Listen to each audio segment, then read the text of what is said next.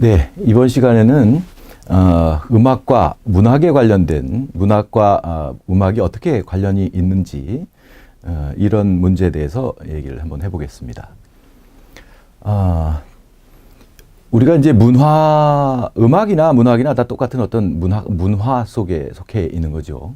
근데 이제 문화라는 것이 어떻게 처음 만들어졌느냐, 뭐 이런 것부터 시작하도록 하겠습니다. 이제 우리나라 이제 우리 생활 이제 인류가 태어나서 인류가 만들어져서 나와서 문화를 만들어가는 과정들을 보면 어떤 생활 습관, 생활 방식의 변화가 이제 나오겠죠. 그 첫 번째 처음 시작되는 것이 이제 채집 문화부터 시작을 하죠. 채집 생활부터 시작을 합니다.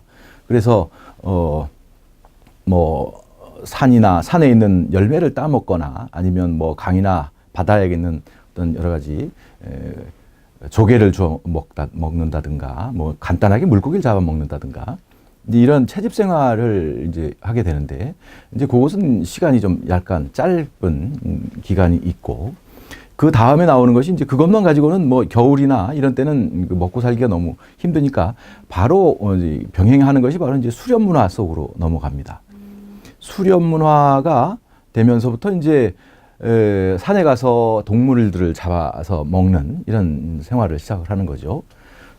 그래서 이제 수렵 시대를 살다가 이제 수렵이라는 것은 굉장히 처음에는 뭐 집에 옆집에 있는 우리 옆에 있는 산에 가서 뭐 토끼나 노루나 이런 것들을 잡아먹고 사는데 이것이 시간이 오래되면 될수록 뭐냐면 사슴이나 이런 것들도 노루나 이런 것들도 이제 몇 번 잡아먹혀보고 뭐 이렇게 하다 보니까 스스로 깨닫는 거죠. 여기 사람들 근처에 살면 일찍 죽겠구나 해서 이제 다른 데로 멀리 가게 되고 또 많이 자주 뭐 사람들이 좀 늘어나면 이런 걸 먹어야 될 것이 많아지기 때문에 이제 그 사냥감들도 줄어들고 이러면서 이제 사냥을 하려면 먼 지방으로 멀리 가서 깊은 산까지 가야 되는 이런 시기가 오죠. 이렇게 되면서 이제 수렵이라는 게 굉장히 좀 위험한 경우가 됩니다.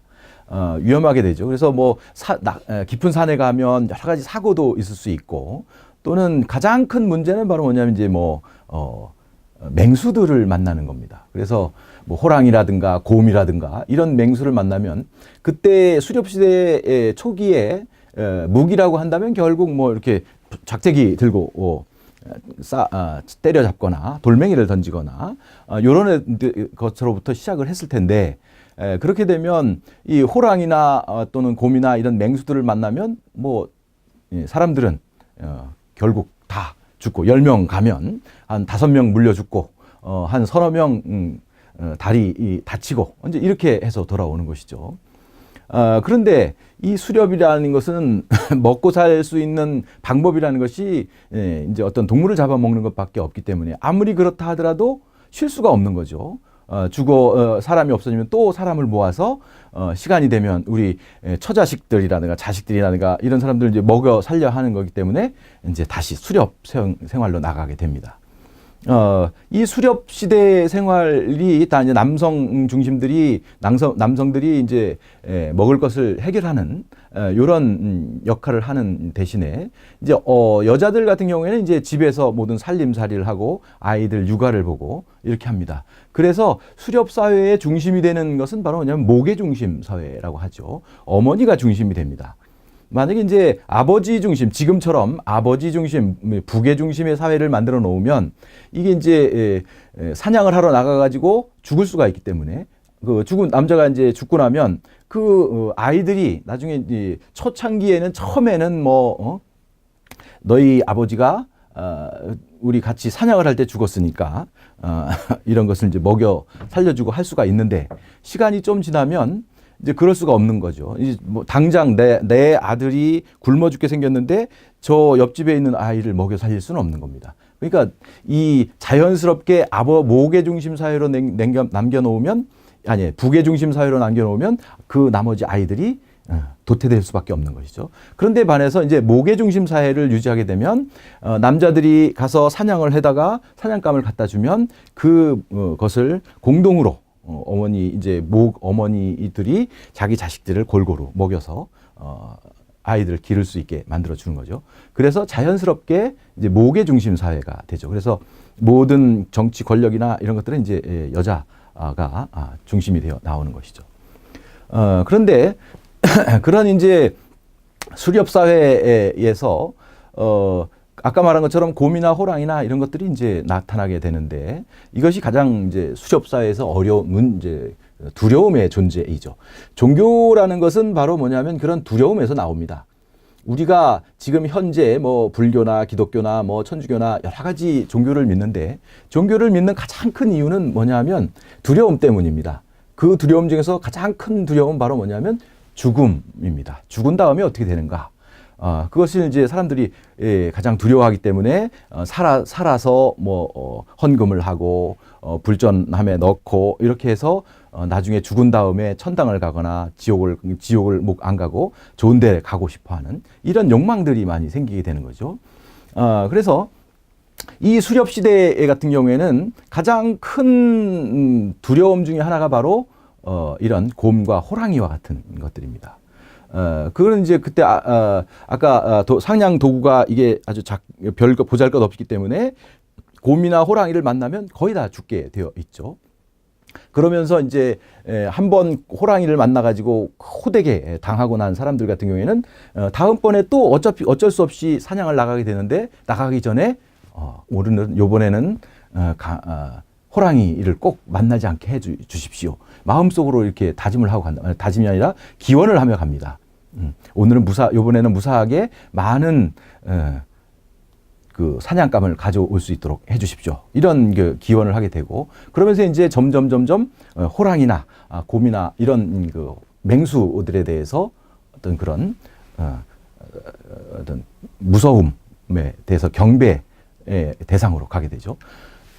그러다가 이제 어느 날 사냥을 하러 나갔는데 아무것도 잡지도 않았단 말이에요. 뭐 잡히는 게 아무것도 없어요. 그러다가 이제 너무 이제 낙심을 하다가 이제 숲을 탁 헤치고 숲을 착 헤치고 나갔더니 호랑이가 앞에서 딱 쳐다보고 눈이 탁 마주쳤단 말이에요. 그러면 어떻게 하겠어요? 사람들이 이젠 죽었구나 하고 엎드려서 팍 빈단 말이에요. 살려주십시오. 했는데 호랑이가 나를 딱 쳐다보고는 나를 안 잡아먹고 옆으로 쓱 지나갔단 말이죠. 그러더니 조금 있으니까 그 호랑이가 지나간 곳으로부터 이제 많은 동물들이 막 뛰어나온단 말이죠. 그래서 막 열심히 잡았어요. 그러면 이제 이 사람들은 호랑이님이 나를 잡아먹지 않고 오히려 나에게 많은 그 먹잇감을 사냥감을 몰아주셨다. 그래서 이제 그러면서 호랑이에게 빌게 되고 그 다음부터는 뭔가를 많이 잡게 해주십시오 하는 것이 이제 기원을 호랑이에게 하게 되고 이러면서 생기는 것이 이제 그런 애니미즘이라고 하죠. 동물들에 대한 신격화 이런 것들이 생깁니다. 그래서 수렵 시대 수렵 생활을 할 때는 바로 그런 동물들을 신격으로 섬기는 이런 생활을 합니다. 근데 이제 이것이 시간이 지나면서 수렵이라는 것이 이제 하다 보면 사람들이 점점 이성이 발달되고 해가지고 도구를 만들어내죠. 활을 호랑이와 직접 맞닿아서 싸우지 않고 멀리 떨어져서 활을 쏘아서 호랑이를 잡을 수 있고 또는 창을 멀리서 던져서 호랑이를 잡을 수 있고 이렇게 되죠. 그렇게 되면서 호랑이나 곰이나 이런 거에 대한 신격이 점점 떨어지게 됩니다. 그와 동시에 이제 수렵 사회에서 어떤 생활 방식이 어디로 가냐면 농경 생활로 넘어가게 됩니다. 농경 생활이라는 것은 이제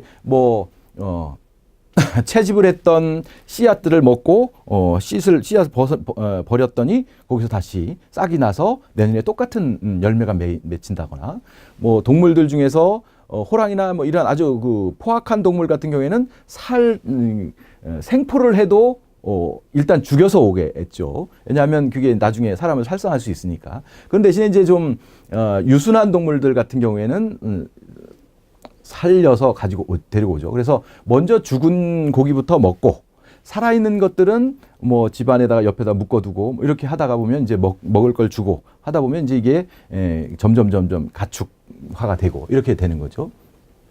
그러면서 이제 점점 가축이나 또 집안에서 동물들을 기른다거나 또는 씨앗을 뿌려서 먹을 것을 만들어내는 이런 것들이죠. 그래서 이 농경 사회는 아주 안정된 것이죠. 수렵이라는 것은 멀리 돌아다녀야 하고 또는 짐승들을 만나야 되는 어떤 그런 어려움도 있고, 그래서 이 점점 수렵 생활을 잊어버리고 이제 농경 생활로 정착을 하게 되는 겁니다. 그런 우리 문화의 변화가 이렇게 볼 수가 있는데, 여기 보이는 것이 이제 우리 고구려 벽화 중에서 나온 겁니다. 여기 보면 이제 복희와 여화, 이건 뭐 중국 역사 속에서 나오는 그 신화적인 인물이라고들 하는데요. 근데 이제 이 우리나라 역사 속에서도 이 복희와 여화 이런 것들이 아주 우리 역사의 시조로 많이 인용되기도 합니다. 여기 보면 이제 우리 고구려 벽화 속에 보면 여기 보면 이제 복희와 여화가 있는데, 이 사람들 보면 얼굴은 사람인데 몸통은 다 뱀 모양을 하고 있습니다. 큰 뱀 모양을 하고 있죠. 예, 요런 모양을 보면 이것은 뭐 그냥 상상으로 만들었다라고 하는 사람도 있지만, 이게 이제 문화이죠. 이런 것이 이제 중국이나 우리나라 이런 그 복희와 여화라는 어떤 형체를 보면 얼굴은 사람인데 몸은 이제 구렁이 모양을 하고 있는 것이죠. 요건 이제 아마 고대 시대의 어떤 사람들의 생활 방식, 요거와도 연관이 있을 것 같습니다. 아마 그 서양이나 뭐 우리나라에도 마찬가지고 동양에도 마찬가지지만, 서양에서 기독교 문화 속에 보면 구약에 보면 그 노아의 방주 이런 게 있죠. 뭐 전 세계 물로 심판을 한다거나 이런 거 있죠. 그다음에 우리 중국의 신화들을 보면 요임금이나 순임금이나 이런 사람들이 나오는데, 이게 전설 시대의 어떤 통치자들이 나오는데, 이 순이라는 사람이 왕이 되는 이유는 뭐냐면 물치수, 물을 잘 다스렸다. 원래는 중국 그 본토 중국 땅이 큰 넓은 땅이 물로 다 잠겨 있어가지고 사람들이 살 수 있는 곳이 많이 없었다는 거죠. 그럴 때 이제 수훈이라는 사람이 나가서 물이 흐르는 대로 물길을 만들어서 사람이 살 수 있는 딱딱한 땅을 많이 만들어요. 그래서 그걸 보고 이제 구주, 그런 사람이 살 수 있는 큰 딱딱한 땅을 9개를 만들었다 해서 구주라고 하죠. 구주팔황 뭐 이런 얘기를 하죠. 그래서 구주라는 걸 만들고, 그런 치수 사업을 잘했기 때문에 그런 공로로 왕위에 오를 수 있었던 것들이죠. 그러면 이제 그 이전 시대에 가장 그 늪지대, 물이 많이 있는 지역에 대체적으로 많이 있는 지역에서 살았을 때에 이 사람들에게 있어서 가장 무서운 것이 무엇이었을까? 공포, 사람의 생명을 위협할 수 있는 게 무엇일까 생각해 보면 대체적으로 이제 파충류들이라고 할 수가 있겠죠. 물이나 아니면 이런 늪지대에서 많이 살 수 있는, 그래서 그 중에서도 이제 뱀 또는 악어 이런 모양들이 되겠습니다. 그래서 뱀이 지금 말하는 어떤 뭐 독사 같은 이제 조그만한 그런 살모사 같은 게 아니라 사람도 꿀꺽 삼켜 먹는 이런 뭐 그런 어마어마한 뭐 아나콘다 같은 큰 그 뱀들을 얘기하겠죠. 그래서 그것들이 늪지대에서 마음대로 미끄러져 다니면서 살면서 사람이나 이런 데에 많은 살상을 하니까 그런 거에 대한 어떤 신격화, 이런 어떤 결과물이 얼굴은 사람이고 그다음에 이제 몸통은 뱀 모양을 가지고 있는 이런 형상을 만들어내지 않았을까 이런 생각이 듭니다. 그 다음에 이것도 이제 집안 5호분 벽화에 들어있는 것인데, 여기 이제 신농씨라고 합니다. 복희 다음이 바로 이제 신농이라는 사람인데, 이 신농씨는 아까 말한 복희와는 반대로 얼굴은 소 얼굴입니다. 소머리인데 몸통은 사람입니다. 그래서 이 소라는 것은 당연히 농경 사회에서 가장 중요한 어떤 가축 중에 하나입니다. 농경을 하는데 가장 유용한 가축이기 때문에, 그래서 이 얼굴이 소이고 몸통은 사람인 이런 형태의 신격을 만들어내는데, 이 신농 씨가 바로 말 그대로 농사 농자를 쓰잖아요. 그래서 농사 짓는 법을 처음 인간들에게 가르쳐 주었다라는 신이 바로 신농 씨입니다. 그 다음에 이 신농이라는 사람은 얼굴이 사람이기 때문에 머리가 소 머리이기 때문에 풀을 뜯어먹고 살죠. 그래서 이 신농이 세상에 있는 모든 풀들을 다 뜯어먹어 보아서 이것은 약이 되고 요거는 독이 있고 먹는 풀, 못 먹는 풀, 이런 것들을 다 약초 이런 것들을 다 선별해 놓은, 구별해 준 그런 신격이다라고 하는 사람이 바로 신농이라는 사람입니다. 이것처럼 이제 이 신농 같은 사람, 신농 같은 이런 그 형태들은 보면 기본은 어떤 수렵 사회의 애니미즘을 바탕으로 하고 있지만 이것이 이제 농경 사회로 넘어가는 과정에 복합적인 모습으로 나타나는 것이 바로 이것이라고 하겠습니다. 그래서 농경 사회로 넘어가게 되면 신격이 많이 변하죠. 아까 말한 것처럼 이제 수렵 사회에서 호랑이도 죽일 수 있고 곰도 잡을 수 있고 이렇기 때문에 어떤 그 호랑이나 이런 그 맹수들에 대한 맹목적인 어떤 신앙 이런 것이 많이 신격이 많이 떨어지죠. 왜냐하면 사람의 힘으로 내가 제어할 수 있기 때문에 죽일 수 있기 때문에 그렇기 때문에 신격이 이제 좀 신성성이 먼저 떨어지게 되고 그러면서 이제 점점 농경 사회로 넘어가면서 초기에는 아까 신농처럼 처음에는 수렵과 농경을 병행했겠죠. 병행하다가 점점 이제 농경이라는 것이 훨씬 더 편하고 안정되니까 이제 수렵은 잊혀지고 농경 사회로 이제 정착이 됩니다. 그래서 농경 시대가 되고 나면 이제 그때부터는 이제 수렵이라는 것을 다 잊어버리죠. 다 잊어버리고 나서 이 수렵이라는 것은 그냥 할 수 있는 게 아니라 굉장한 감각이 필요한 것입니다. 농경도 마찬가지인데 수렵을 하려면 뭐 산에 가가지고 보면 알죠. 이게 이 발자국만 보고도 무슨 짐승인지 언제쯤 여기를 지나갔는지 뭐 이런 비린내를 만난다거나 이런 감각적인 것이 있어야 되는데 이걸 이제 하지 않으니까 농사에 전념하면서 수렵을 하지 않으니까 점점 그런 감각을 잊어버리게 되는 것이죠. 그리고 이제 농경만 하게 됩니다. 농경으로 이제 모든 것을 다 먹고 사는 것으로 넘어오게 된 다음부터는 오로지 이제 올해 수확이 없어가지고 먹을 게 없더라도 대체적으로 다 굶어 죽는 거죠. 그 다른 어떤 먹거리를 수렵을 다시 돌아가지 못하고 이렇게 되는 겁니다. 그래서 이제 농경 사회로 완전히 정착이 되는 것인데 농경 사회로 변하게 되면서 가장 큰 변화가 뭐냐 하면 바로 신격이 변하는 것입니다. 신이 변한다 이런 것이죠. 그 전에 수렵 사회에서는 여러 가지 맹수들 이런 것이 신격이었다면 이것이 다시 농경 사회로 와가지고는 신격이 어디로 가냐면 농사를 지을 때 가장 문제가 되는 것, 가장 무서운 것, 사람들이 농사로 인해서 많이 죽을 수 있는 것, 이것이 바로 뭐냐 하면 바로 날씨의 변화입니다. 농사에 있어서는 날씨가 아주 밀접한 관련을 가지고 있죠.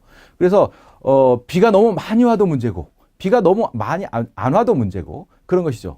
그러니까 이게 하늘에서 이 비나 또는 눈이나 바람이나 햇볕이나 이런 모든 것들이 다 어디서 나오냐면 하늘에서 이렇게 떨어져 내려오는 것이죠. 그래서 농경사회의 신격은 어디로 올라가냐면 하늘로 올라갑니다. 그래서 농경시대에 하는 다 하늘에 신격이 있고 하늘에서 비를 내리게 해주십시오. 또는 비 좀 그만 오게 해주십시오. 이런 것들을 이제 하늘에 있는 신에게 빌게 되죠. 그래서 이제 우리나라에 많이 나오는 어떤 신들이 다 하늘로 올라가 있죠. 우리 단군 신화 같은 경우에도 하늘에 있는 하늘님, 환인이라고 하죠. 이 환인이 이제 하늘님인데 이 하늘님의 서자였던 환웅이 이 땅에 지상에 관심을 가지고 있는 걸 보고서 삼위 태백에 내려와서 다스리도록 하게 한 것이 단군 신화 얘기죠. 여기 이제 하늘의 신격인 환웅이 내려왔고 거기에 이제 땅의 신격인 지신이죠. 물의 신인 하백의 딸이었던 유화부인과 결합을 해서 둘 사이에서 단군 왕검이 태어나게 되는 것이죠. 그래서 이제 하늘의 신과 땅의 신이 이게 이제 곡식을 만들어내려면 하늘에 있는 이런 모든 어떤 그 기상과 이런 걸 가지고 거기에 땅에 씨를 뿌려서 그것이 다 조화되어서 먹을 것이 나오는 것이죠. 그래서 하늘에서 환웅이 내려올 때 누구를 데려오냐면 풍백, 우사, 운사 이런 사람들을 이런 신들을 삼신을 데리고 내려온다라고 되어 있죠. 풍백이라는 것은 바로 바람이고 우사는 비라는 것이고 운사 구름이죠. 구름이라는 건 바로 이제 비를 만들어내는 이런 것이 구름이고 그래서 이게 날씨를 모두 관장하는 이런 것이 바로 이제 하늘 신격을 가지고 있는 것입니다. 그렇게 해서 이제 단군왕검이라는 어떤 그 지도자들이 나타나게 되는데 이 지도자나 이런 사람들이 모든 것들을 다 신에게 하늘에 있는 신에게 비 좀 잘 내리게 해주십시오. 바람을 좀 잘 불게 해주십시오. 태풍이 없게 해주십시오. 이런 것들을 이제 빌게 되는데, 그럼 이제 그러려면 누구에게 빌냐면 바로 이제 하늘에 있는 신에게 빌게 되죠. 이 신격을 보면 지금 이 현대 사회에 보면 제 4차 산업혁명 어쩌고 이런 얘기가 많이 나오죠. 산업화 시대라고 하는데 지금은 무슨 시대인 것 같습니까? 지금이라는 현재 사회는 무슨 기계화라든가 또는 요새 인공지능 이런 얘기가 많이 나오고 있지만 결국은 아직은 우리는 농경사회를 벗어나지 못하고 있습니다. 왜냐하면 땅에서 나온 옛날에는 수렵사회는 뭐 했어요? 산에 가서 짐승들을 잡아서 먹고 생명을 유지했습니다. 근데 현대 사회에서는 아무리 기계화가 많이 발전됐다 하더라도 우리의 생명을 유지하는 것은 어디서 나오는 거? 땅에서 나오는 농작물을 먹고 살 수밖에 없습니다. 미국에서는 밀을 먹고 감자를 먹고 우리는 벼를 먹고 하지만 그것들은 모두 다 옥수수니 모든 식량들은 다 땅에서 나오는 작물에서 나오는 씨를 가지고 우리가 생명을 유지합니다. 그 이외의 방법은 생명을 유지할 수 있는 방법이 전혀 없습니다. 그러니까 현대에서는 당연히 아직도 우리는 농경사회 속에서 살고 있는 것이죠. 그렇기 때문에 현재에도 다 신격은 어디 있어요? 다 하늘에 있는 거죠. 하늘에 계신 누구? 이런 게 이제 얘기할 수밖에 없는 게 바로 신격이 하늘에 있을 수밖에 없는 거죠. 그러니까 이제 신에게 뭔가를 비를 가려면 이제 고대 시대에 이제 하늘의 신에게 이제 비를 빌고 이렇게 해야 되는 것이죠. 근데 이게 이제 신이라는 것이 우리가 인간적인 문제인데 우리가 사람들에게 뭔가를 이야기할 때 멀리 떨어져 있어가지고 이야기를 하면 소리를 질러서 얘기를 해도 눈에 보이지만 저 멀리에 친구가 있지만 내가 아무리 소리를 크게 질러도 저 친구는 못 알아들을 수 있단 말이죠. 그래서 가장 내 의견을 내가 하고 싶은 이야기를 잘 전달할 수 있는 것은 바로 옆에 가서 얘기하는 거죠. 잘 들릴 수 있도록 얘기하는 거죠. 그러니까 하늘에 신이 있다고 하니까 신에게 가서 뭔가를 간구하고 신에게 부탁을 하려면 신과 가장 가까운 데로 가야 한다는 것이죠. 그래서 나타나는 것이 바로 이제 우리 이 나라나 이런 어디에 보면 다 신단들이 하늘의 신에게 제사를 지내는 곳들이 다 산 꼭대기 위에 있을 수밖에 없는 겁니다.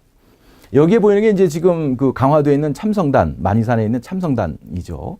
여기 이제 하늘에 있는 신에게 우리가 이제 우리나라에 무슨 전국체전을 한다거나 하면 여기 참성단에서 체화를 하고 이렇게 하죠. 그런데 이 참성단이 바로 뭐냐면 하늘에 있는 신에게 제사 지내는 곳이죠. 이것은 우리나라 곳곳에 있는데 가장 대표적인 것이 여기가 됩니다. 여기에 가보면 여기에 이제 요 앞에 보면 여기에 네모로 단을 쌓아놓고 그 앞이 둥근 모양으로 만들어놨죠. 이게 이제 천원지방, 이게 이제 하늘은 둥글고 땅은 네모지다. 이런 것들을 이제 형상화해 놓은 것인데 거기에 뭐가 있냐면 바로 나무가 한 그루가 있습니다. 이게 나무가 굉장히 중요한 문제인데 신에게 하늘에 있는 신에게 무언가를 부탁하러 갔는데 그래서 신과 가장 가까운 곳을 찾다 보니까 가장 주위에 있는 가장 높은 산 위가 나오고 그러면 그 높은 산 위로 올라가 봤단 말이에요. 산 꼭대기에 올라갔더니 산 꼭대기에 뭐가 있냐면 나무가 서 있습니다. 그래서 나무가 하늘을 딱 찌르고 하늘에 딱 맞닿아 있는 게 바로 나무이죠. 그래서 하늘에 있는 신에게 빌어서 신이 나를 도와주기 위해서 하늘로부터 내려온단 말이죠. 그러려면 제일 먼저 내려올 때 하늘에서 발을 딱 내디디면 제일 먼저 맞닿는 게 뭐냐면 나무와 맞닿게 됩니다. 그래서 우리나라 하늘에 있는 신이 우리를 도와주기 위해서 지상으로 내려올 때 타고 내려오는 어떤 길의 역할을 하는 것이 바로 나무입니다. 그래서 그냥 펄펄 날아서 내려온다는 생각을 하지 않고 옛날 사람들은 하늘에 있는 신이 나무를 통해서 우리에게 이제 지상으로 내려온다 이런 생각을 하는 것이죠. 그래서 우리가 단구신화에 보면 거기 뭐가 있어요? 신단수. 환웅이 어디로 내려옵니까? 하늘에 있는 환인의 아들이었던 환웅이 어디로 내려오냐면 신단수. 신단이 있는 나무로 내려오죠. 그리고 나무 속에 깃들여 있습니다. 깃들여 있습니다. 이제 그게 바로 이제 옛날 사람들의 것이죠. 우리가 이제 굿하는 것이나 이런 것들을 보면 알지만, 그리고 또 우리가 이제 이 시내나 이런 데 나가서 어떤 데 이제 그 특별한 집들이 있는 데를 찾아보죠. 가보면 거기에 어떤 집을 보면 저 집은 전 보는 집이다. 저 집은 무당집이다. 이런 것들을 알게 돼요. 무당이나 이런 사람들은 뭐 하는 사람이냐면 신을 모시는 사람들이죠. 그 사람들을 알 수 있는 건 뭐냐면 문 앞에 뭐가 있냐면 나무를 하나씩 꽂아 놓고 있죠. 긴 장대 하나를 꽂아 놓고 그 위에 뭐 꽁터를 꽂아 놓는다거나 아니면 대나무가지를 꽂아 놓는다. 그래서 길게 뽑아 놓는데 그게 바로 뭐냐면 신을 받다 드리려면 뭐를 타고 꼭 나무를 타고 오기 때문에 이제 이게 그런 나무를 꼭 장대를 세워 놓는 것이죠. 예.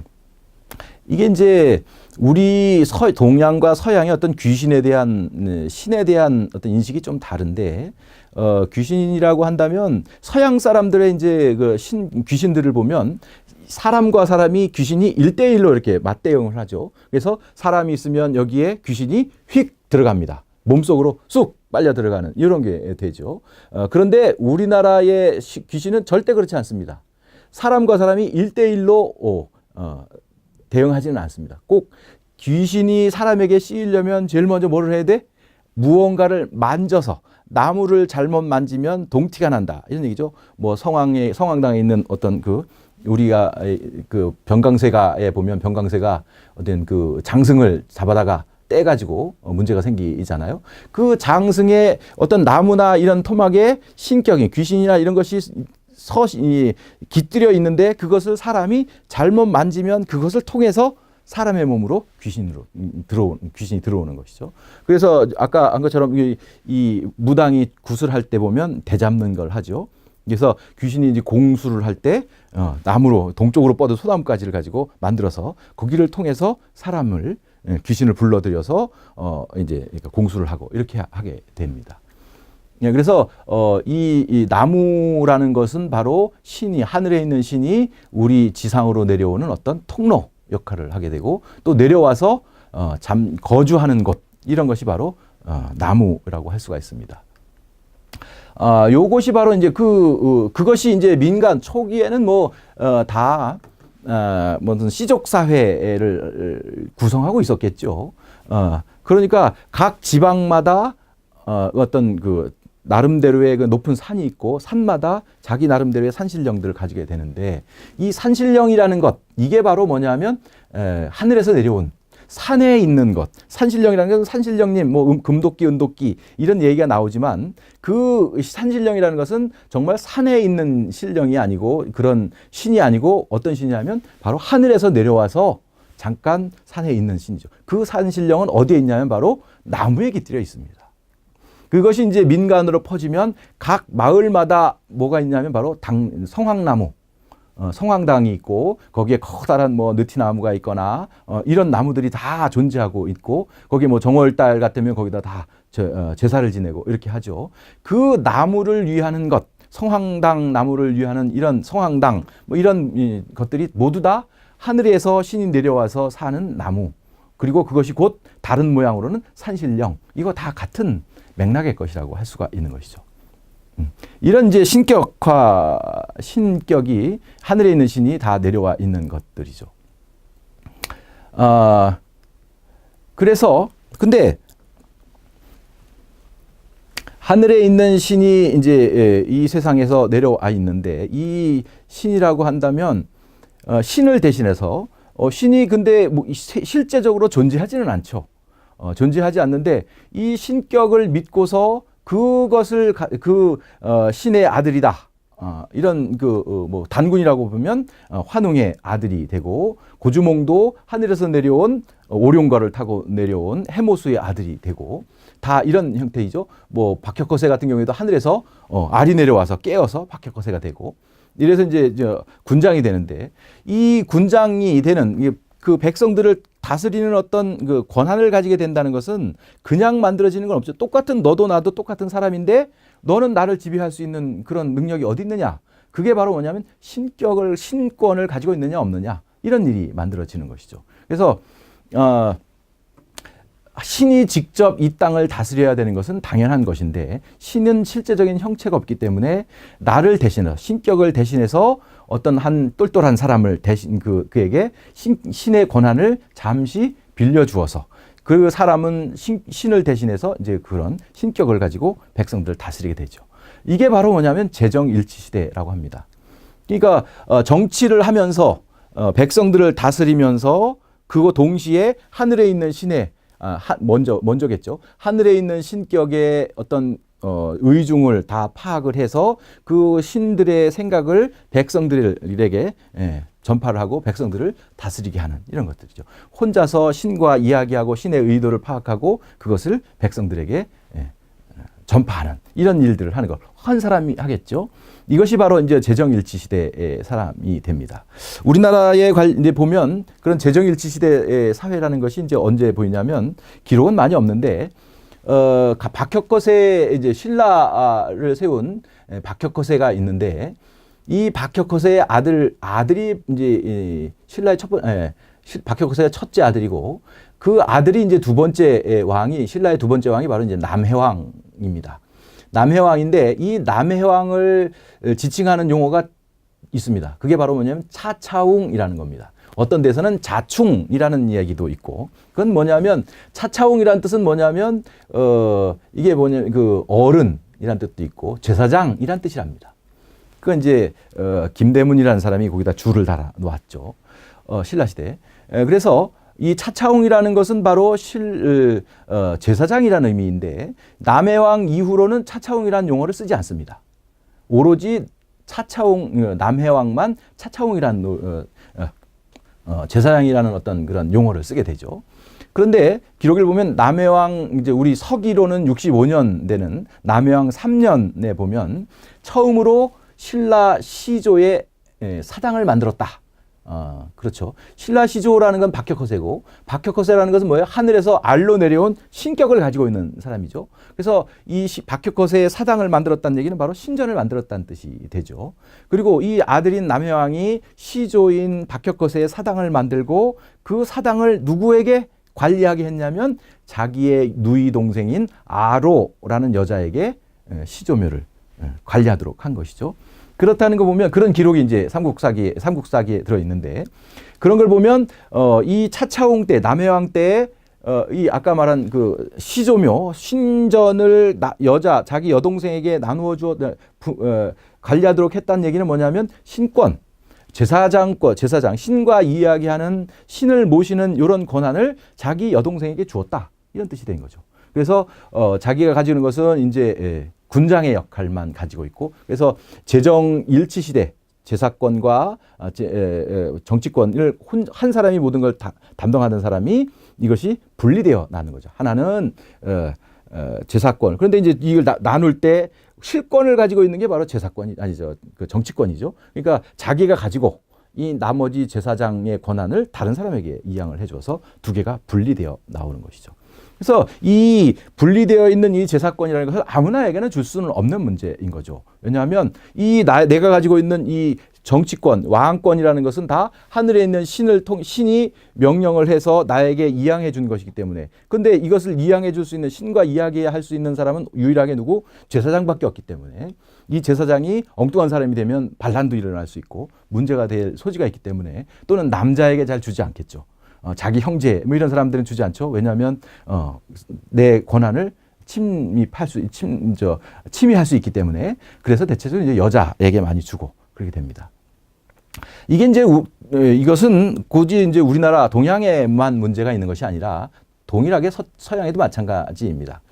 서양에도 보면 우리 중세 시대가 바로 이제 종교 시대이잖아요. 기독교 시대인데 여기 보면 이건 이제 신성 로마 제국의 샤를마뉴 대관식이라는 이제 그림입니다. 여기 보면 레오 3세 교황이 앞에 이제 있는 성직자가 이제 샤를마뉴 대왕에게 이제 황제의 권한을 넘겨주는 것인데 보면 성당에서 황제에 오를 사람이 저렇게 무릎을 꿇고 딱 앉아 있으면 교황이 뭐 하늘에 있는 신에게 딱 뭔가 얘기를 하고 거기다 이제 왕관을 딱 씌워주는 의식을 하죠. 이게 대관식입니다. 그 얘기가 요 모양이 뭐냐면 바로 신이 있는 하늘에 있는 신이 성직자인 제사장인 교황에게 야 얘가 똑똑하니까 얘에게 내 권한을 이양해라 해서 어떤 이 교황을 통해서 다시 황제에게로 통치권이 넘어가는 이런 형태를 딱 보여주는 어떤 그림이라고 하겠습니다.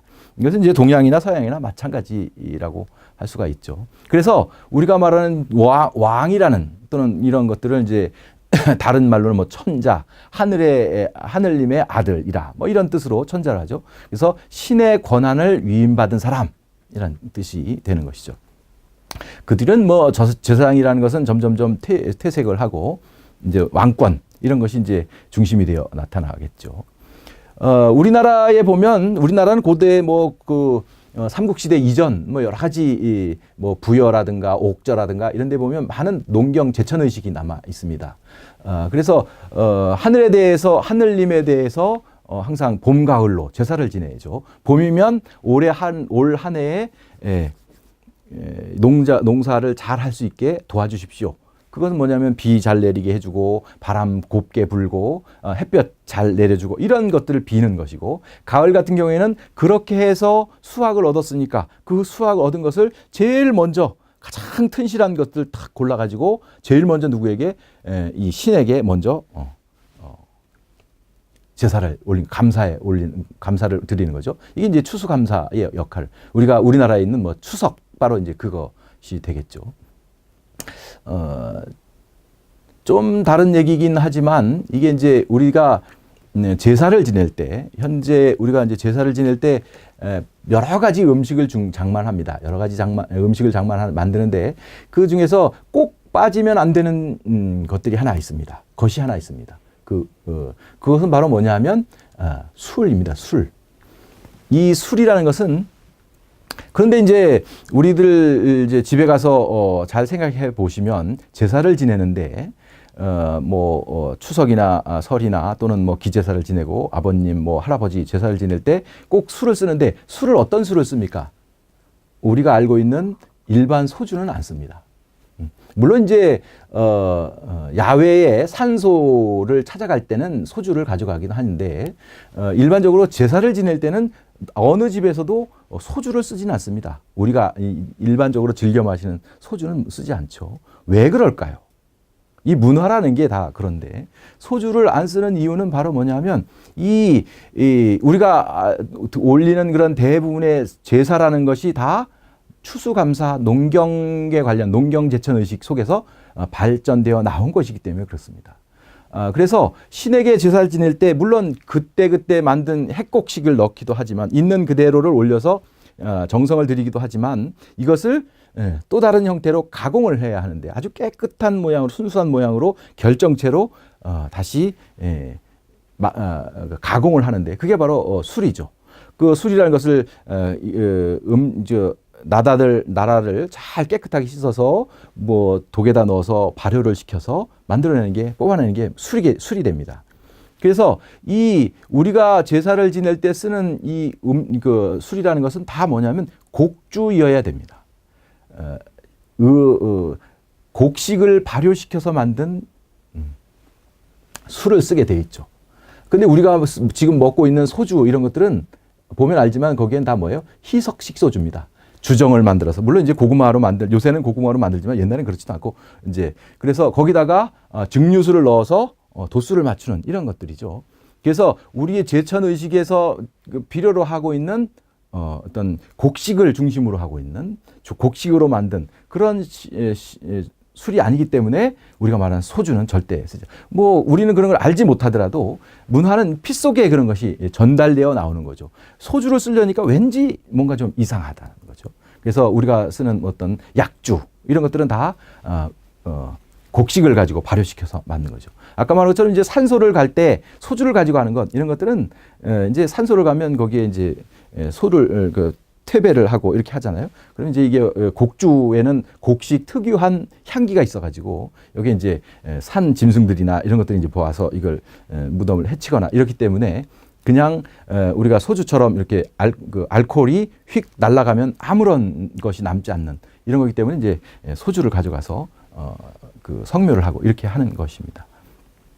하여튼 이제 다시 돌아오면 농경 제천 의식을 하게 되는데 그 중에서 기본이 되는 건 뭐냐면 악, 그 다음에 가, 노래, 음악과 노래와 무, 춤, 무용 이런 것들이 되겠죠. 그래서 가장 기본이 되는 것이 이제 음악을 연주하고 노래를 하고 그 다음에 이제 춤을 추고 이렇게 하는 거죠. 그래서 우리 그 수로 김수로 왕이 탄생할 때 구지가를 불렀죠. 이 구지가를 부를 때 굴봉종 철도하면서 환희용약해라. 이 구지가라는 노래를 거부가 이 노래를 구하 이 노래를 부르면서 아주 기뻐하면서 펄펄 뛰고 노래를 하고 춤을 추어라. 그럼 내가 너희들을 위해서 왕으로 내려가겠다. 이런 내용을 하죠. 그래서 이 하늘에 있는 신을 영접할 때 할 때는 항상 노래를 부르고 춤을 추고 또 다음에 음악을 연주하고 이것이 기본이 되는 것입니다. 이것이 이제 음악이나 이런 것들이 이제 만들어지는 어떤 가장 기본이 되는 거죠. 그래서 물론 이제 가장 중심이 되는 것은 바로 신과 이야기하는 신을 즐겁게 해주기 위한 어떤 그런 것으로 음악이라는 것이 이제 탄생하는 것이죠. 그것이 이제 일반적으로 사람들에게 매일매일 이제 원래는 이제 신을 위한 것이었지만 이것이 이제 일반 사람들에게도 좀 즐기게 되는 이런 것으로 넘어가죠. 그래서 음악이라는 이 한자 악자를 보면 본래 이 악자는 큰 북을 형상해서 만든 글자입니다. 그런데 그래서 이 글자가 여러 가지 뜻이 있는데 그 중에 하나가 바로 음악이라는 악자가 있고 또 하나는 이제 즐겁다라는 즐거울 악자가 있고 또는 또 하나가 좋아한다라는 요자가 있습니다. 이게 모두 다가 즐겁다, 좋아한다, 음악 이런 것들은 다 음악을 들으면 즐겁고 즐거우면 사람들이 다 좋아하고 이런 음악과 관련돼서 사람들이 다 음악을 이제 좋아하면서 생기는 그런 분화된 뜻이라고 할 수가 있겠죠. 그래서 이제 그 원래는 신격을 찬양하던 음악이라는 것이 다양하게 변화해서 음악 이제 여러 가지 다양한 형태의 음악으로 분화가 되죠. 이 음악으로 이제 어떤 고대 사회의 이제 정치 이제 여러 군장들이나 왕들이나 이런 사람들이 다스린 정치를 하는 데 있어서 이 음악을 많이 받아들여서 하는 것이 바로 뭐냐면 예악이라는 어떤 개념을 가지고 있습니다. 예라는 것은 예의라는 것이죠. 근데 예의라는 것은 뭐 우리가 웃사람을 보면 인사를 해야 되고 뭐 이런 것들이죠. 부모님에게 효도해야 되고 이런 예의, 범절 이런 것다는 것은 다 뭐냐면 외면적인 성숙입니다. 겉으로 드러나는 여러 가지 사람과의 관계 속에서 만들어지는 어떤 예의 이런 것이죠. 근데 악이라는 것은 음악이라는 것은 바로 뭐냐면 내면적인 성숙을 만들기 위한 것입니다. 음악을 들어서 그 음악을 들음으로 인해서 정서적으로 안정이 되고 이것이 또 이 정서적인 안정을 통해서 겉으로 그것이 외면으로 표현이 되고 사람들과의 어떤 삶이 원활해지고 어떤 정서적으로 안정되고 이런 것들을 하기 위해서 이제 음악을 아주 중요하게 여겼던 것이죠. 그래서 음악을 가지고 백성들을 교화를 시키고 그리고 또 백성들은 이 음악을 통해서 정서를 분출하죠. 그래서 악부라는 관청이나 이런 백성들이 어떻게 살고 있는가 이런 것을 알기 위해서는 백성들의 음악을 무슨 노래를 부르며 살고 있는가 이런 것을 채집해서 내가 정치를 잘하고 있는지 못하고 있는지 이런 걸 판단하는 이런 기준으로 또 음악을 만들기도 하죠. 그래서 이 예악이라는 것이 곧 뭐냐면 문화를 만들어내는 겁니다. 그래서 이제 가장 예와 음악과 이 음악이 바로 이제 문화를 창조하는 아주 가장 기본적인 바탕이 되는 것이라고 하겠습니다. 네, 그래서 우리가 알고 있는 현재 배우고 있는 무슨 문학이라는 것, 문학 작품들을 많이 배우고 있죠. 중고등학교 때부터 무슨 조선시대 가면 시조 또는 뭐 가사 이런 것들도 있고 고려시대 가면 뭐 향가, 고려 신라 뭐 이때 가면 향가들도 배우고 고려가요 이런 것들이 배우는데 말 그대로 고려 가요라는 것은 요 노래란 뜻이죠. 민요 같은 요란 뜻이고 뭐 가사나 뭐 이런 것들이 다 노래 가자가 붙어 있는 거죠. 향가 다 이것도 노래이죠. 그래서 우리가 현재 문학이라는 것이라는 것으로 하는 문학으로 공부하는 것들은 모두 다 노래와 아주 밀접한 관련을 가지고 있다는 거죠. 그래서 원시 시대의 예술이라는 건 총체적인 것이 바로 예술이잖아요. 그 예술이라는 것이 옛날에 이제 종합예술 하나에서 아까 말해서 악가무 이것이 한꺼번에 이루어지는 거죠. 노래할 때 춤출 때는 춤만 추는 것이 아니고 그 당시에는 총체적으로 하나의 예술 형태로 만들어지던 것이 시간이 지나면서 하나씩 예술로 이제 독립된 분화로 나누어지게 됩니다. 그래서 가장 오래까지 남아 있는 것, 가장 오래까지 예술 형태로 붙어 있었던 것이 바로 음악과 문학이라는 것입니다. 그래서 이거는 뭐 거의 1900년대 근대까지도 다 문학과 음악은 연결되어 있죠. 그런 문제들에 대해서 좀 살펴보려고 하고 있습니다. 그 옛날 보면 그래서 이 음악이라는 것이 이 사람들에게 어떤 정서적이나 어떤 집중력을 줄 수 있고 재미를 만들 수 있고 이렇기 때문에 음악을 통해서 어떤 여러 가지 교육을 할 수 있고 또는 이제 자기가 필요한 것들을 상대방에게 의미를 전달해 주려고 하고 이런 행위들을 많이 하게 됩니다. 지금 보이는 게 이제 신라 시대에 있었던 원효 대사의 초상화인데요. 이 원효 대사를 보면 이 원효 대사는 나서 아명이 서당이고 그 아우의 이름이 이제 신당이라고 했다라고 하죠. 처음에는 이제 어머니가 흐르는 이제 하늘에서 떨어지는 별이 품속으로 들어오는 꿈을 꿔가지고 이제 태어났다라는 얘기입니다. 이 원효대사의 가장 유명한 것은 이제 원효와 의상 얘기 나오죠. 원효대사의 해골물 이런 얘기죠. 당나라로 그때 불교를 공부하러 당나라로 가다가 동굴에서 잠을 자고 밤에 너무 갈증이 나서 보니까 물이 한 그릇 있어서 그거를 아주 시원하게 먹고 갈증을 싹 씻었는데 아침에 일어나 보니까 해골 속에 고여있던 물이었다. 그걸 보자마자 속이 뒤틀려서 모든 걸 다 토해냈다. 이런 얘기죠. 그러면서 깨달음을 얻는 거죠.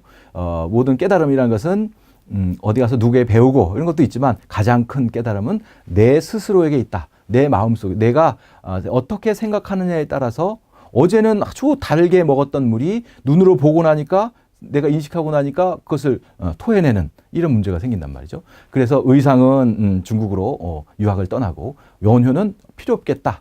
이건 내 스스로 내 내면으로 성숙하고 내면으로 깨달으면 되는 일이지라는 생각을 하게 되어서 이제 우리나라에 남게 되었고 또 아주 많은 이제 불교의 업적을 만들었죠.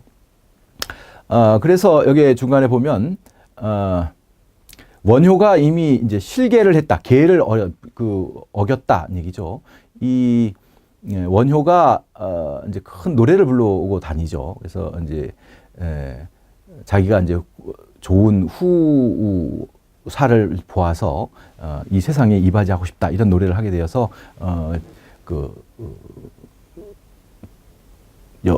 공주와 요석공주하고 잠을 자게 되고 그래서 그 요석공주와 원효 사이에서 태어난 사람이 바로 이제 우리가 알고 있는 설총이라는 사람이죠. 그래서 이제 원효의 속성 그러니까 출가하기 이전의 성씨가 설씨였습니다. 그래서 그 아들이 이제 설총이라는 사람이고 그러니까 이제 여자를 가까이 하면 안 되는데 이제 스님으로서 계를 어겨지게 되고 어겨가지고 설총을 낳은 이로는 속인의 옷으로 바꿔 입고 스스로 소성거사라고 하였다. 그리고 우연히 광대들이 놀리는 큰 박을 얻었는데 광대들이 가지고 노는 바가지를 하나 얻었는데 그 모양이 아주 괴이했단 말이죠. 그래서 그 모양대로 도구를 만들어서 화엄경의 일체무해인이라고 하는 그 무해인이라는 것은 뭐냐면 한 길로 생사를 벗어난다 이런 뜻이 되는데 그 이름을 따서 악기 이름을 무해라고 이름을 하고 노래를 지어가지고 세상에 퍼뜨렸단 말이죠. 그래서 이것을 가지고 천촌만락 온 지방마다 돌아다니면서 노래하고 춤추면서 교화하여서 하면서 불렀단 말이에요. 그래서 돌아다녀서 가난하고 무지몽매한 무리들까지 모두 부처를 알게 되었다. 이런 얘기입니다. 그래서 원래 불교라는 것이 우리나라에 처음 들어와 가지고는 이게 귀족들 중심의 불교란 말이죠. 이 사람들을 보면 자기들이 이 백성들 일반인들 같은 경우에는 별로 중요한 사람들이 아니고 귀족들 같은 경우에 이제 자기들이 가장 중요한 사람들이 신라라는 나라에서 중요했던 것이 바로 이 골품제 이런 것들이 있잖아요. 골품제라는 것은 이제 성골, 진골 이런 게 있는데 성골이라고 하면 어머니 아버지도 모두 다 왕족이라는 뜻이잖아요. 그런 얘기는 뭐냐면 근친혼을 했다는 뜻입니다. 어머니 아버지가 동일한 다 왕족이라는 얘기는 다 김씨들이란 똑같은. 그래서 신라의 것들을 족보들을 살펴보면 뭐 작은 아버지하고 결혼하고 사촌씩 하고 이모하고 하고 다 이렇게 결혼을 해서 근친혼을 하게 됩니다. 그 근친혼의 이유는 바로 뭐냐면 하늘이 점지에 찍어서 어떤 신 권한을 유지해온 이 왕족의 이 신성한 피를 유지하기 위해서 순수하게 유지하기 위해서 자기들끼리 결혼을 해서 그 순수 혈통을 지키려고 하는 것이죠. 이제 그러면서 여러 가지 문제가 만들어지긴 하지만, 하여튼 그 외부에서 들어오는 불교라는 것이 굉장히 아주 탄탄한 교리를 가지고 있고 훌륭한 종교라는 것을 알아서 많은 사람들이 이제 종교를 믿게 되는데, 이 좋은 종교, 사람들을 구제하는, 해탈하는 생로병사의 고통에서 구제해 줄 수 있는 종교인데, 이것들을 그 좋은 것들은 다 귀족들만 한단 말이죠. 그걸 보고서 이 원효라는 사람이 이 우리나라 불교에 가장 큰 공헌을 했던 게 바로 뭐냐면 불교의 대중화라는 것이죠. 근데 이 불교라는 것을 보면 기본적으로 어떻게 되어 있냐면 아주 어려운 불경으로만 공부할 수밖에 없다는 거죠. 특히 그런 공부를 할 때 보면 불경이라는 것을 보면, 불경은 원래 불교라는 것이 어디서 나왔냐면 고대 인도에서 되어 있죠. 그래서 그것이 석가모니의 어떤 이 가르침을 기록해 놓은 것이 그 제자들이 기록해 놓은 것이 불경인데, 이 불경이 그렇기 때문에 그런 기록들이 대체적으로 산스크리트어로 되어 있단 말이에요. 고대 인도어로 되어 있죠. 이것이 불교가 중국으로 건너오면서 이 산스크리트어로 되어 있는 것을 한문으로 또다시 번역을 해 놓았습니다. 그렇게 하니까 그 한문으로 번역된 것을 우리나라의 사람들이 불경을 가지고 공부를 하는 것이죠. 그러니까 너무 어려운 문제죠. 지금도 그 번역할 때 가장 어려운 것이 뭐 이런 여러 가지의 언어, 용어를 잘못 모르는 것, 이런 것들이 많이 있죠. 그중에 많이 나오는 것 중에 남무 이런 것들이 있습니다. 나무아미타불 이런 말이 있죠. 나무아미타불, 도솔천 이런 것들이 다 이제 번역하기 어려운 문제들이죠. 그래서 남영남자에 없을 무자를 쓰고 아미타불. 그래서 나무 아미타불 이렇게 되어 있죠. 근데 이 나무라는 것이 너무라는 게 이게 산스크리트어였다는 거죠. 그런데 이 뜻이 뭐냐면 나는 당신에게 모든 것을 의지합니다. 이런 뜻이라고 거기에 되어 있죠. 근데 이것을 한자로 번역할 방법이 없는 거예요. 그러니까 그냥 음차를 해서 남영남자의 소리가 비슷한 걸 가지고 나무 아미타불을 내가 모든 것을 다 걸고 부탁을 드립니다. 이럴 때 소리를 내서 나무 아미타불 이런 것들이 있죠. 우리가 많이 알고 있는 뭐 수리 마수리 수수리 사바하 뭐 이렇게 주문을 외울 때 나오는 것이 있습니다. 이런 것들도 다 불교가 처음 만들어지는 인도에서도 이게 굉장히 어려운 문제란 말이죠. 철학적인, 형이상학적인 여러 가지 것들을 하기 때문에 이 일반 백성들이나 이런 사람들은 잘 이해를 하지 못하죠. 그러니까 요것을 집약을 해서 이 모든 한 책을 이 책을 요약을 해서 하나의 구절로 요약해 놓은 겁니다. 그래서 우리가 많이 알고 있는 아제, 바라아제, 바라승아제, 모제, 사바하 이런 것들이 이제 그 반야심경 맨 마지막에 나오는데 반야심경의 내용인 뭐야 색즉시공 공즉시색 이거잖아요. 그런데 색이 곧 공이고 공이 곧 색이다 이런 게 이제 반야심경의 주지인데 이런 것을 다 읽고 이해를 해야 되는데 너무 내용이 어려우니까 이걸 읽지 않고 그냥 일반인들 같은 경우에는 그냥 아제, 바라아제, 바라승아제 이런 주문으로만 계속 소리를 내서 외우기만 해도 이 다른 나머지의 모든 이 불경을 다 읽었다. 읽는 효과가 있다. 이러면서 이 백성들의 일반인들이 에게 이제 대중화를 시킬 수 있는 방법을 그렇게 만든 거죠. 그런 것처럼 이 일현이라 아니야 원효라는 사람 같은 경우에도 이 불교 이렇게 좋은 불교를 자기들 귀족들만 하지 말고 일반적인 우리 백성들도 좀 널리 알려지게 해야 되겠다 이런 생각을 하게 된 거죠. 그러려니까 이 불경을 사람들에게 이야기를 해봐야 불경의 어떤 그 심오한 얘기를 해봐야 이해를 못하는 거죠. 그래서 그 원효라는 사람이 한 것이 바로 뭐냐면 노래하고 춤추게 하는 것이죠. 노래에다가 그 불경의 아주 주제에 대한 아주 핵심 내용을 노래 가사로 써서 그 노래 가사에다가 노래와 가사를 같이 해서 사람들에게 불러주게 하는 거죠. 이게 이제 나중에 좀 하겠지만 지금도 마찬가지입니다. 지금도 우리가 기독교 이제 교회를 가죠. 교회를 가면 제일 먼저 하는 게 뭡니까? 예배를 드리기 전에 제일 먼저 하는 게 뭐냐면 찬송가부터 부릅니다. 그 찬송가라는 것은 찬송가 내용을 보면 그 찬송가는 대체적으로 다 뭐냐면 성경 속에 있는 교리들을 가사로 해서 노래를 부르는 거죠.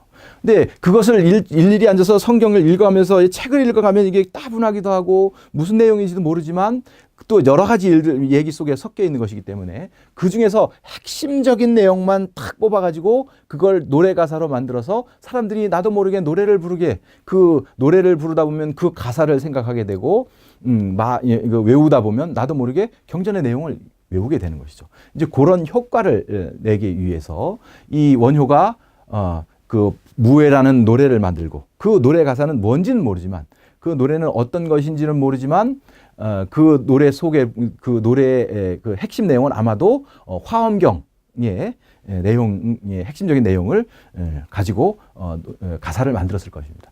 그 화엄경의 백성들에게 일반 백성들이 쉽게 노래를 따라 배울 수 있도록 당연히 그 가사는 우리나라 말로 되어 있겠죠. 한문 가사로 하면 무슨 내용인지 몰랐을 테니까 우리나라 말로 되어 있는 가사로 노래를 만들어서 그냥 나도 모르게 내가 그냥 북을 치면서 노래를 부르고 다니니까 저게 원효가 부르는 노래래 하면 이제 쉽게 아마 음악도 쉽게 다가설 수 있게 만들었겠죠. 그러면서 많은 사람들이 그 노래를 따라 부르고 하다 보면 저절로 많은 사람들이 화엄경에 대한 핵심 요체를 깨달을 수 있게 만들어준 거죠. 그러면서 불교가 백성들에게 자연스럽게 전파될 수 있도록 이런 방법을 만들어낸 것. 그게 바로 원효에 만든 무해라는 그런 것이죠. 그래서 이런 방식으로 이제 예전부터 이 노래에다가 그런 가사를 얹어서 문학 가사를 얹어서 이제 교화를 하는 이런 내용입니다. 요 내용은 바로 이제 신라 시대에 있었다는 이제 향가입니다. 향가 중에서 여러 가지가 있는데 그 중에 하나가 이제 도천수 대비가 도는 이제 기도한다는 뜻이고 천수천한 관자재보살에게 큰 자비를 베풀어 달라고 하는 노래란 뜻입니다. 이것을 지은 사람이 누구라고 되어 있냐면 희명이라고 관세음보살이죠. 관세음보살에게 이제 그 도움을 달라고 하는 것인데 이걸 지은 사람이 이제 희명이라는 사람인데 희자는 발할 희자고 밝을 명자죠. 눈이 이제 원래 이 희명이라는 사람이 어릴 때부터 눈이 안 보이는 맹인이었죠. 근데 이것을 이제 눈을 좀 뜰 수 있게 볼 수 있도록 해달라고 이 관음보살에게 가서 분황사에 있는 관음보살에 가서 열심히 기도를 했더니 이 노래를 부르고 기도를 했더니 눈을 뜰 수 있었다. 그래서 삼으로 볼 수 있었다. 이런 내용입니다. 그런 내용을 보면 여기에 보면 이제 이 도천수 대비가의 아직까지 이 향가를 완전하게 완벽하게 해독은 하지 않았습니다. 해독은 안 돼 있는데 워낙 옛날 것이라서 대체적으로 이제 뜻을 보면 무릎을 굽히고 구부리고 두 손바닥을 모아서 천수관음 앞에서 빌어 사례입니다.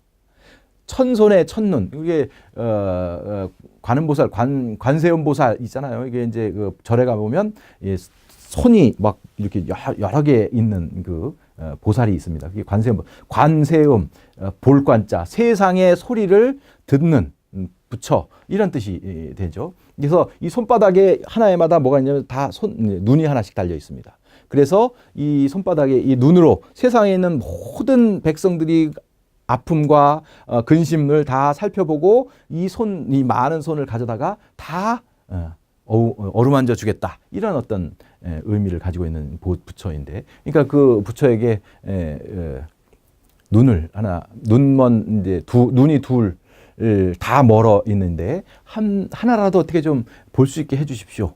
이렇게 해서 나의 눈을 볼 수 있게만 해주신다면 정말 깊이 따르겠습니다. 뭐 이런 내용들입니다. 여기 보면 이것은 이제 향가 노래 가사로 되어 있는데, 이걸 보면 이걸 아마 희명이라는 사람 이름이라는 것은 아마도 후에 이제 만들어진 것이겠죠. 그 눈을 뜨게 해달라고 바라는 그런 이름을 이제 후대에 만들었을 것 같고, 근데 하여튼 이것은 이미 분황사에 아마 이러한 내용의 시가 있었겠죠.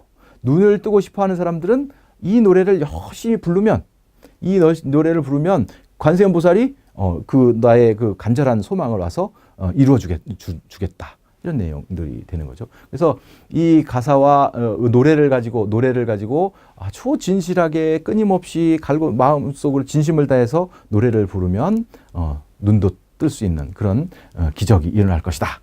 이런 것이 이제 문학 노래로서 그런 능력을 만들어낼 수 있도록 해놓은 것, 이런 것이 있습니다. 이게 이제 신라 시대에 남아 있는 것이 별로 없어서 이제 그렇게 하는데, 그다음에 고려 시대에 보면 여기에 고려 시대 사람으로서 이제 균여라는 사람이 있습니다. 이 고려 중기에 있는 대표적인 승려가 바로 이제 균여 대사인데, 이 균여 대사가 보면 이제 우리가 잘 알고 있는 것처럼 고려 시대의 향가를 쓴 사람이 바로 균여라는 사람이죠. 이 균여 대사가 쓴 게 바로 이제 보현시원가 해가지고 11수의 고려 시대의 한 그 향가가 있습니다. 균여에 대한 균여전에 대한 그 균여의 일생을 저술해 놓은 형련정이라는 사람이 이제 이것을 균여의 일생을 정리해서 만들어 놨는데, 그 7번째가 바로 이제 가행화세분자 이게 있습니다. 그래서 이 균여라는 사람이 뭘 잘했냐 하면 바로 노래를 잘 불렀다, 이런 얘기죠. 그래서 균여 대사는 불교 외의 배움으로는 특히 산회에 익숙해 있었다. 산회는 말 그대로 사뇌가 해서 바로 이제 그 향가를 말하는 말이겠죠. 그래서 보현보살의 10가지 서원을 바탕으로 노래 11장을 지으셨다. 대개 산회라는 것은 세상 사람들이 놀고 즐기는 데 쓰는 도구야.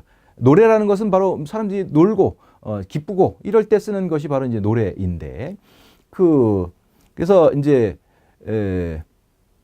그것을 가지고 얕은 데를 지나서야 깊은 곳으로 갈 수 있고, 먼저 쉬운 것으로부터 들어야 어려운 곳으로 갈 수 있다는 것이죠. 가까운 데로 가야 멀리 가려면 지금 첫 걸음부터 걸어 올라가야 차근차근 해서 멀리 갈 수 있다, 이런 것이죠. 아주 불교의 심오한 경지까지 들어가려면 아주 기초적인 것부터 닦아서 올라가야 되는 것은 어떤 바로 이치죠. 그래서 세속의 이치에 기대지 않고서는 저열한 바탕을 인도할 길이 없단 말이에요. 그래서 그 일반 백성들을 가르치려면 일반 백성들에게 맞는 방법을 가지고 가르쳐야 된단 말이죠. 그러려니까 어떻게 할 수 없이 비속한 언어를 쓰게 되고, 거기에 의지하지 않고서는 이 불교의 이 내용을 전파할 수가 없단 말이에요. 그래서 이 그 균여라는 사람이 산회가를 지어서 향가를 지어서 일반 백성들이 쉽게 노래를 지어서 그 보현 행원품 그 화엄경의 내용을 수행해 나가는 과정들을 알고 깨닫고 또는 나도 모르는 사이에 노래를 부르면서 그 화엄경의 내용을 깨달으면서 불교에 잠심할 수 있고 이 백성들을 위해서 만들어내는 이 보현 시본가를 지었다고 하죠. 그래서 이게 보면 아주 이제 쉽게 알 수 있는 비근한 일을 아주 백성들이 쉽게 이해할 수 있는 그런 내용을 가지고 이렇게 비유를 해가지고 10가지의 큰 깨우침을 할 그 내용을 가사로 만들었단 말이에요. 근데 이 내용이 이제 대체적으로 이제 한문으로 기록되어 있는 것이 아니라 순 우리말 가사로 되어 있으니까 이 한문학을 이제 중심으로 하고 있는 사회에서는 약간은 좀 정통적인 내용이 아니다. 그래서 좀 부끄럽긴 하지만 이것은 부처님의 부처님의 뜻을 전파하는 것이기 때문에 아마 이것은 부처님도 아마 이해할 것이다. 이런 얘기죠. 그래서 이 균여라는 사람이 노래로 향가를 가지고 이제 시를 지어 놓은 것이게 됩니다. 그래서 이 식구를 짓는 것은 이렇게 짓는 것은 왜냐하면 범속한 사람들의 선한 바탕을 읽고 일반적인 사람들의 선한 마음의 이 바탕을 일깨우고자 하는 것이고 그걸 보고 야 뭐 저런 노래를 부르고 있어 하고 비웃으려고 하는 사람들도 또 염송 그걸 노래를 부르다 보면 그 염송하다 보면 나도 모르게 소원이 이루어지게 되고 또는 이걸 회방하려고 하는 사람들도 염송하는 그 상태 속에서 나도 모르게 소원을 이룰 수 있는 이런 것이 될 것이다. 그렇기 때문에 이런 보현 시본가를 짓는다. 이게 바로 이제 나왔죠. 그래서 그 중에 하나가 바로 이제 처음 것이 바로 부처님께 예경하는 노래 이런 것이 바로 이제 보현 시본가죠. 그렇죠. 마음의 붓을 가지고 그리는 그리 없는 부처님 앞에 절하는 몸은 법계가 다하도록 이르거라. 티끌마다 부처님의 절이며 절마다 모셔놓은 법계 자신 부처님. 구세에 다하도록 예경하고자 신업, 몸으로 짓는 업, 말로 짓는 업, 의업, 생각으로 짓는 업이라는 것은 잘못된 어떤 그런 죄업이죠. 그것을 실증냄 없이 이에 항상 부지런히 통달하거라. 이런 내용의 이제 시들. 그래서 11개를 짓게 되죠.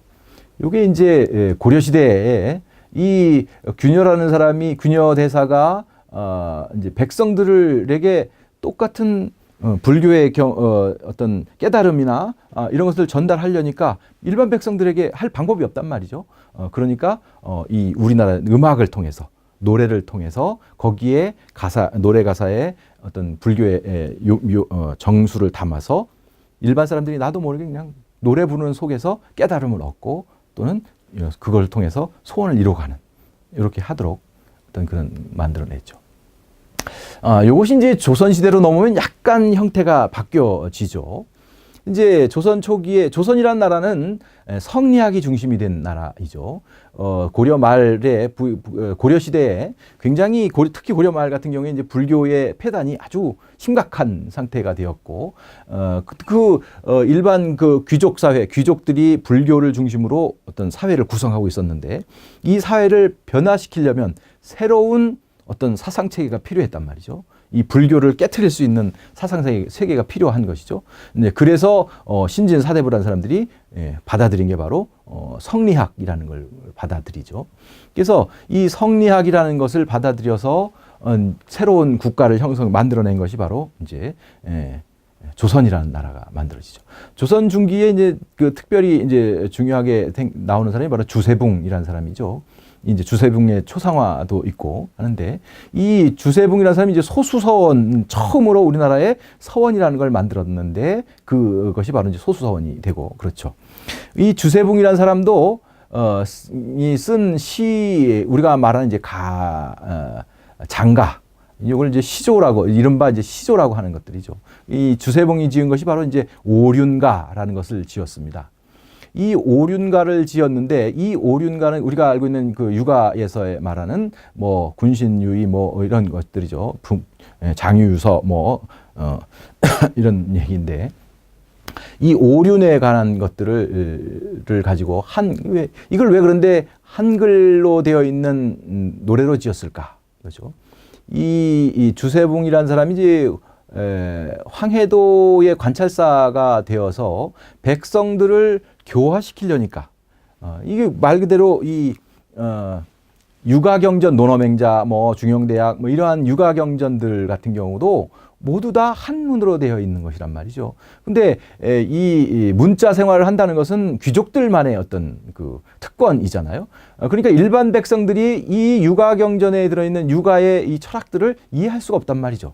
그러니까 이 육아의 철학들을 백성들에게 심어주고 교육하고 또 그것을 통해서 백성을 순화시키고 이렇게 할 방법으로 만들어지는 게, 그러면 그러려면 아까 원효가 그랬고 균효가 그런 것처럼 일반 백성들이 쉽게 다가갈 수 있는 그런 방식을 가지고 할 수밖에 없고, 그러다 보니까 가장 그 당시에 유행하는 노래 음악, 유행 음악에다가 가사를 바꾸어서 사람들이 그냥 아침 저녁으로 그냥 노래 부르다 흥얼흥얼 하다 보면 나도 모르게 오륜이라는 걸 깨닫게 되게 만들고 싶어서, 그래서 백성들의 풍속을 바꾸고 기질을 어떤 그 성정을 바르게 하기 위한 목적을 가지고 오륜가를 짓게 되고, 그래서 자기가 황해도의 그 백성들을 교화시키는 목적으로 오륜가를 짓게 되죠.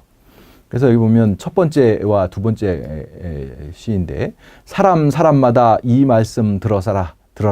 이 말씀 아니면 사람이라도 사람이 아니니 이 말씀 잊지 말고 배우고야 말으리라. 꼭 배우고 말겠다. 이런 얘기죠.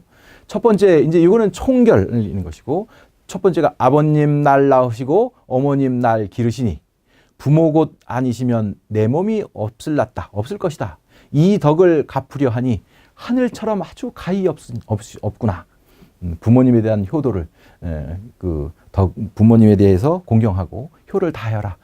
이런 내용의 것이죠. 그래서 이런 한글로 되어서 노래를 부르다 보면 이거 부모님에게 잘해야 되는구나. 뭐 이런 것들 깨닫게 된다는 얘기죠. 그 다음에 보이는 게 이제 조선 중기 퇴계 이황이죠. 퇴계 이황이란 뭐 우리나라의 최고의 성리학자 중에 하나가 이제 퇴계이죠. 이제 성리학이라는 것은 원래는 이제 그 송나라 북송의 학자인 주희에 의해서 제청된 것이긴 한데, 이것이 이제 고려 말에 안향이라든가 백이정이라든가 또는 정몽주, 이색 이런 사람들에 의해서 수용이 돼가지고 조선 시대로 넘어와서 하나씩 점점 학문 체계로 발전이 돼서 그 퇴계와 그 다음에 이제 율곡 여기에 와서 이제 정점에 다다랐던 것이죠. 되게 아주 깊고 깊은 그런 성리학적인 어떤 그 경지 이런 것들은 일본 사람들 같은 경우에는 아주 주희보다 우리나라 퇴계를 훨씬 더 뛰어난 어떤 선생으로 꼭 이제 얘기를 하죠. 이제 도산서원이 여기에 있는데 여기에 지금 저 중앙에 보이는 도산서원의 조기가 바로 말 그대로 도산서원입니다. 여기가 그 방 안에 퇴계 선생이 거처하시면서 공부하시던 아주 조그마한 소박한 방 한 칸이 있습니다. 저것이 어떻게 보면 도산서원의 핵심적인 다죠. 그 옆에 있는 건물들은 다 부속 건물이고. 그리고 옆에 있는 이게 도산서원이라는 저 현판은 우리나라 조선시대 최고의 명필이라고 하는 한석봉, 한석봉이 쓴 글이라고 합니다. 여기 이제 퇴계 유황이 다 한문학이죠. 한문을 가지고 이제 성리학 공부를 하고 한시를 쓰고 했는데, 그런데 이 특이하게도 이 퇴계가 뭘 썼냐면 도산십이곡이라는 한글로 되어 있는 가사를 쓰죠. 그리고 이제 스스로 거기다가 발문을 달아놨습니다. 그게 바로 도산십이곡 발이라는 겁니다. 그래서 그 내용을 읽어보면 도산 12곡은 도산 노인이 이제 스스로가 이행하죠. 지은 것이다. 노인이 이 곡을 지은 것은 무엇 때문인가? 왜 이것을 지었을까죠? 우리 동방의 노래는 대부분 음란하여 좋게 말할 것이 없다. 여기서 말하는 음란이라는 것은 정말 우리가 말하는 어떤 음란하다 이런 뜻이 아닙니다. 음악에서의 음란이라는 것은 음이라는 것은 바르지 않다 이런 뜻입니다. 마음의 성정을 이 음악이라는 건 말 그대로 예악 정치할 때의 악이라는 것은 이 내면을 성숙시키는 거란 말이죠. 내면을 가라앉히고 성정을 바르게 하는 그런 도구로서의 음악인데 그것이 성정을 바로 하는 그런 음악이 아니라 약간의 격동시키거나 이런 음악을 얘기할 때 음한 음악이라는 것이죠. 사람들이 난이라는 것은 약간 음률이 좀 출렁출렁하는 이런 음악들이 되는 거죠. 그래서 음악이 빠르거나 뭐 높고 낮고 막 확 빠르가 이게 비트가 빠르고 이런 것들은 사람들을 그 가슴을 막 뛰게 만든단 말이에요. 그러니까 이게 마음을 평정하게 유지하는데 별로 좋지 않다. 해서 이제 음란이라고 하죠. 그래서 음란에서 좋게 말할 것이 없단 말이죠. 한림별곡이라는 것이 있는데 이것은 글하는 사람, 유자, 선비들의 입에서 나왔지만 교만하고 방탕하고 또 겸해서 점잖지 못하단 말이죠. 거기다 이제 장난기가 있어서 군자들이 숭상하기가 좀 어렵다 얘기입니다.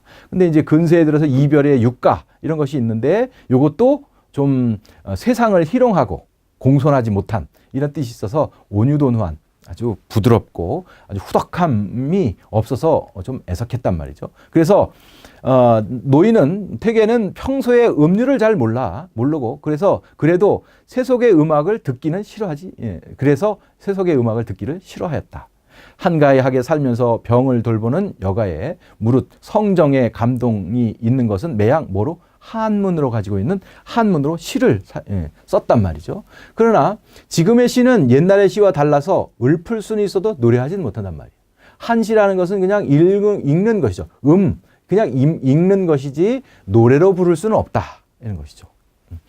그래서 만약 노래로 하려면 반드시 시속말, 우리나라 말로 엮어야 된단 말이죠.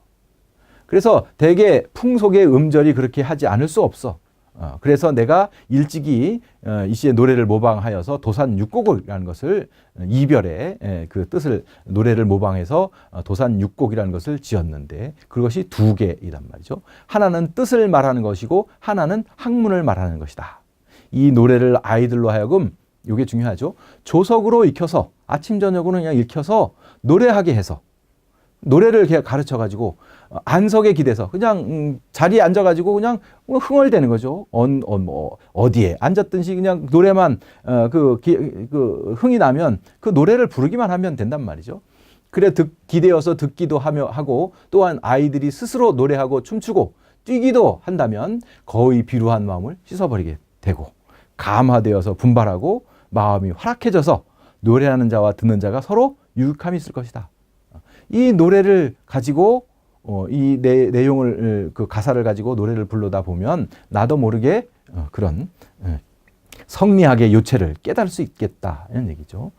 그게 바로 음악을 통해서 어떤 그런 효과를 만들어내겠다 이런 얘기죠.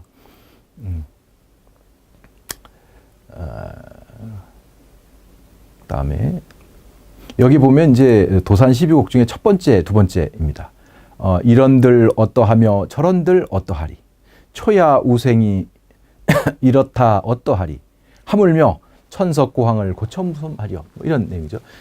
이런 것들이 이제 어떤 성리학의 자연에 대한 관조 이런 것들을 가지고 그 속에서 어떤 성정의 발음을 깨달았고 진실을 깨닫고 이런 것이 바로 중요하다 이런 내용의 내용을 하고 있습니다. 그 다음에 나오는 사람이 바로 이제 정철인데 이 사람도 마찬가지죠. 여기 보면 이제 이거는 영조실록, 조선 후기의 영조실록에 나오는 얘기입니다. 이게 이제 하호 세민에 있어서 교도할 방법, 일반 백성들을 가지고 가르쳐서 이끌어갈 방법이 없어.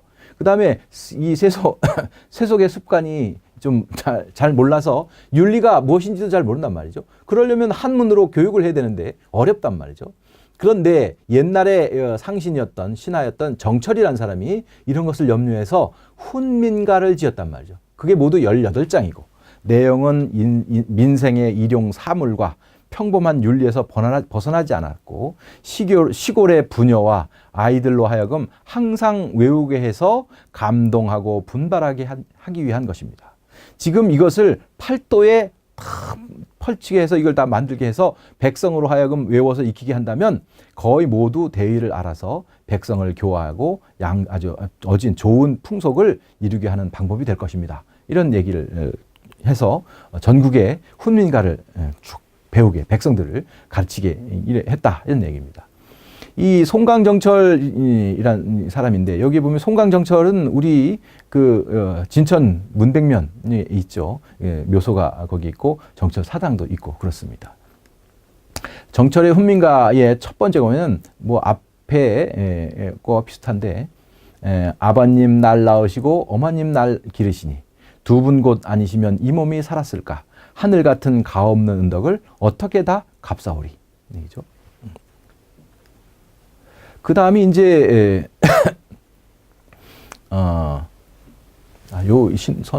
요게 이제 병자호란 때 사람으로 김상룡이라는 사람이죠. 이 김상룡이라는 사람은 요새 그 남한산성에서 그 주전이죠. 아주 척화파의 대표자였던 김상헌, 청음 김상헌이라는 사람이 있잖아요. 이산해하고 둘이 쌍벽, 이산해는 주화파, 화친을, 청나라와 화친을 하자고 주장했던 사람이고, 김상헌이라는 사람은 끝까지 죽을 때까지 싸워야 된다 했던 사람이 두 사람이었는데, 그 김상헌이라는 사람의 형님입니다. 이 김상용이라는 사람이 또 오륜가를 지었는데, 이 자녀들을 가르치고 경계함에 있어서 한결같이 법도와 준칙을 따랐고 부화하고 사치스러운 습속을 깊이 경계했으며 오륜가를 지어서 항상 노래하도록 해서 마음에 깨달게 했다. 그래서 이 노래를 만들어서 자기 자식들에게 노래를 가르쳐서 항상 마음을 닫고 수양할 수 있게 만들어주는 이런 방법을 택했다. 이건 뭐 일반적인 형태이겠죠. 여기 보면 이제 김상용의 오륜가 어버이 자식 사이 하늘에 삼긴 지친이라 아주 가까운 사람들이라 부모 곧 아니면 이 몸이 있을소냐. 오조도 반포를 하니 오조 까마귀들도 반포지효 늙으면 부모에게 먹이를 준다 다시 한다는 얘기죠. 그래서 반포지효라고 하잖아요. 까마귀도 반포지효를 하는데 부모효도 하여라. 임금을 섬기오되 정한 길로 인도해. 임금을 잘 섬겨가지고 임금이 올바른 길로 가도록 인도를 해줘야 된단 말이죠. 이제 그렇게 해야 된다. 이런 내용의 것들을 합니다. 이제 조선 후기로 가면 이제 그 똑같은 어떤 그 음악을 통해서 어떤 교리를 만들고 백성들에게 뭔가 자신들이 그 깨달음을 전달하고 싶어하는 이런 것들이 나오는데 그게 바로 이제 동학 가사들입니다. 그리고 이제 최재우라는 사람이 나오는데 이제 조선말 동학이라고 하죠. 이게 이제 이제 서양에서 들어온 천주교 이런 것이 이제 서학이죠. 조선이라는 나라 우리가 고려 말에 불교라는 어떤 그 종교로 인해서 그것을 점유하고 있는 독점하고 있는 귀족 사회 공고하게 만들어져 있는 이 귀족 사회를 새로운 사람들 새로운 계층들이 깨야 자신들이 진출을 할 수 있단 말이죠. 그래서 이 공고한 이 불교의 사상을 깨트릴 수 있는 새로운 어떤 칼날, 이런 것들을 찾게 되는데 그게 바로 이제 성리학이라는 것이죠. 조선 후기에도 마찬가지입니다. 조선이라는 나라가 성리학이라는 아주 처음에는 그런 시대 한 몇백 년이 지나면서 아주 공고화되어 있단 말이죠. 그래서 양반 중심 사회를 어떤 이론적인 체계를 탁 점유하고 있는 이 사상, 유학 또는 육아 또는 성리학 이것을 깨트려야만 양반이 아닌 중인들이라든가 서얼이라든가 이런 사람들이 자기들의 영역을 개척할 수 있단 말이죠. 그러면 이 성리학의 이것을 깨트릴 수 있는 새로운 사상이 뭐가 있을까? 이래서 관심을 기울인 게 바로 뭐냐면 새로운 사상, 그 서학이라고 하죠. 천주교.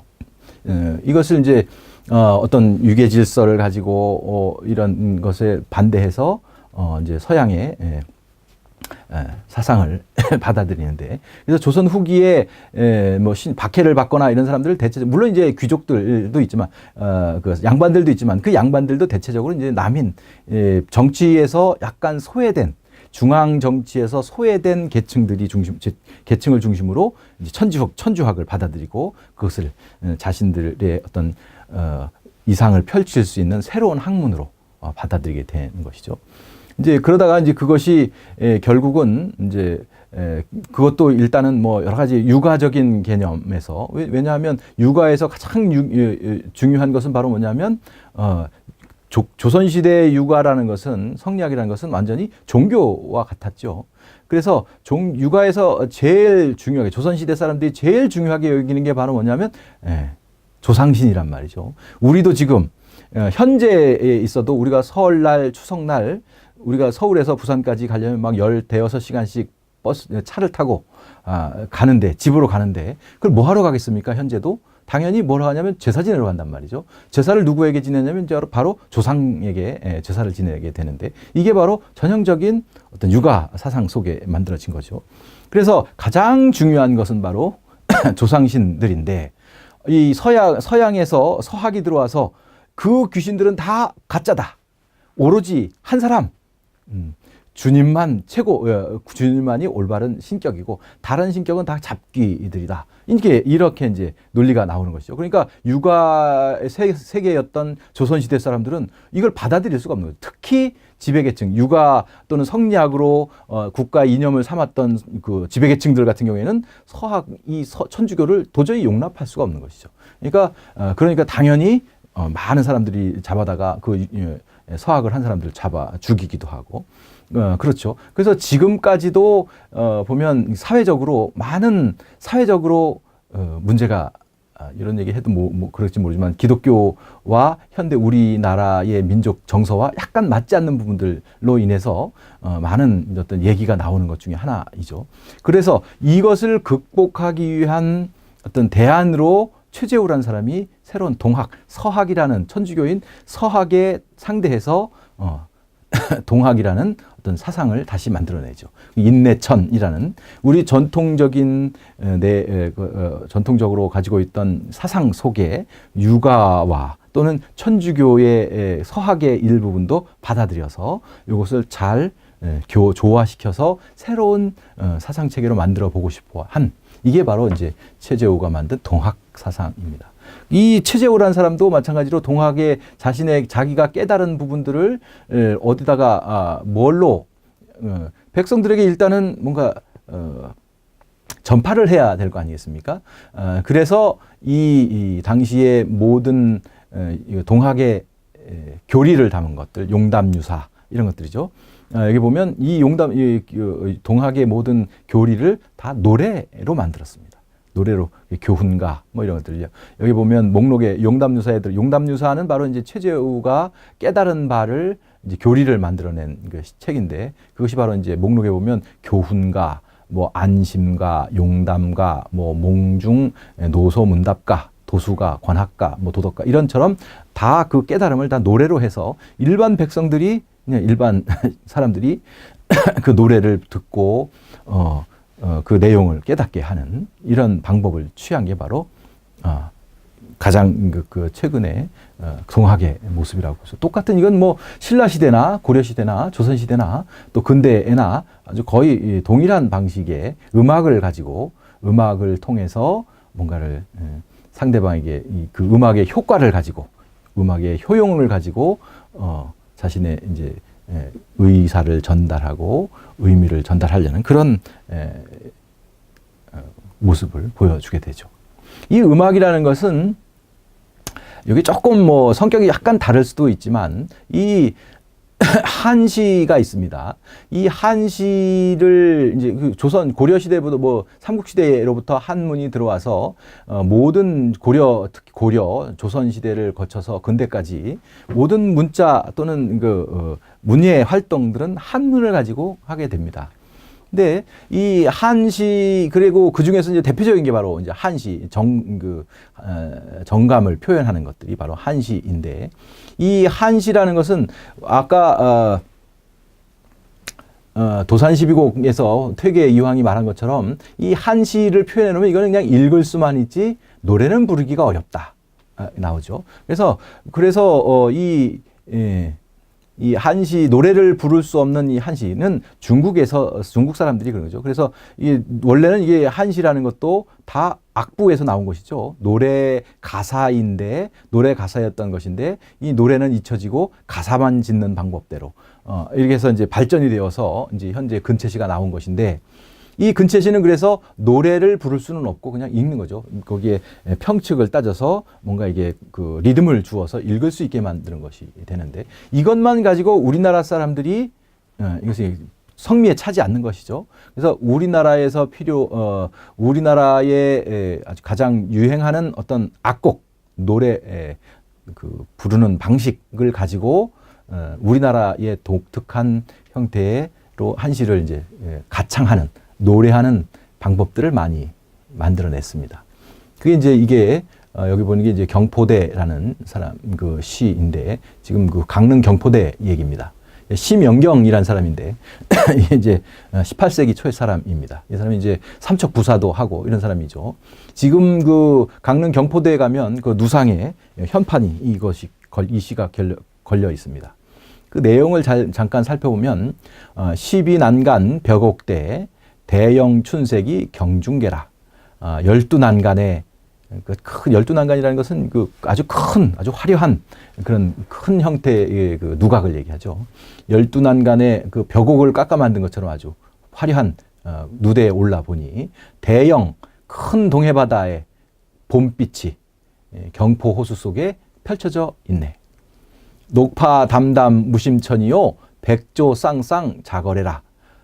녹파 푸른 물결은 잔잔해서 깊고 얕음을 알 수가 없고, 흰 물새는 쌍쌍이 짝을 지어서 자거래 짝지어 한가히 오락가락 하는구나. 만리 귀선 운회적이요 사시유자 월중배라. 먼 곳으로 돌아가는 신선 구름 밖에 젖대소리 들리고, 사시사철 떠도는 나그네 술잔 속에 달이 잠겼네. 동비 황학이 지오의하여 호상배회 고불 최라. 동쪽으로 날아드는 황학이 내 뜻을, 여기에 이 아름다운 경치에 좀 더 누리고 싶어하는 내 뜻을 알아서 호상배회 고불최라. 호수 위를, 경포호 호수 위를 천천히 돌면서 재촉하지 않는구나. 이런 시를 지었습니다. 요거를 이제 우리 나라 형 방식으로 노래 부르는 것을 한번 들어보도록 하겠습니다. 12난간 벽옥대 대영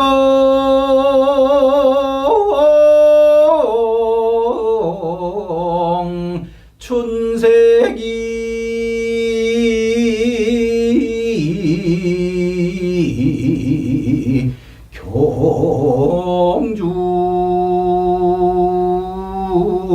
경중계라. 녹파 담담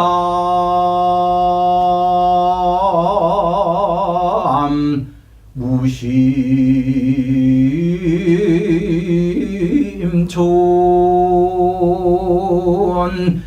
백조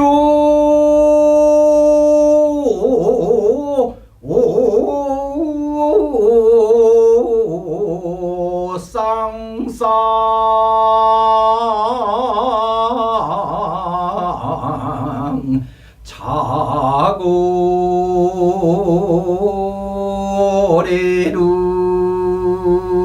자고래를 말리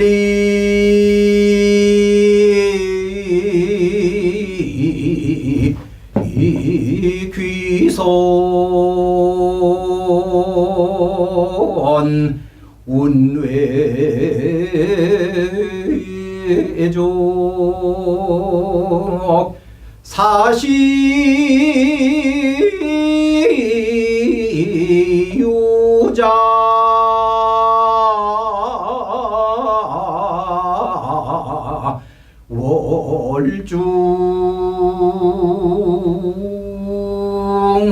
월중배를 통비황하기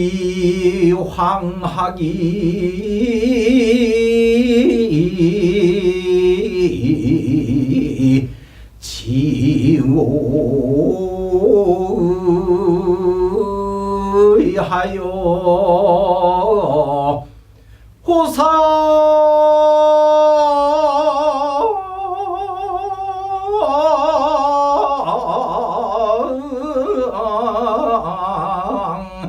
배회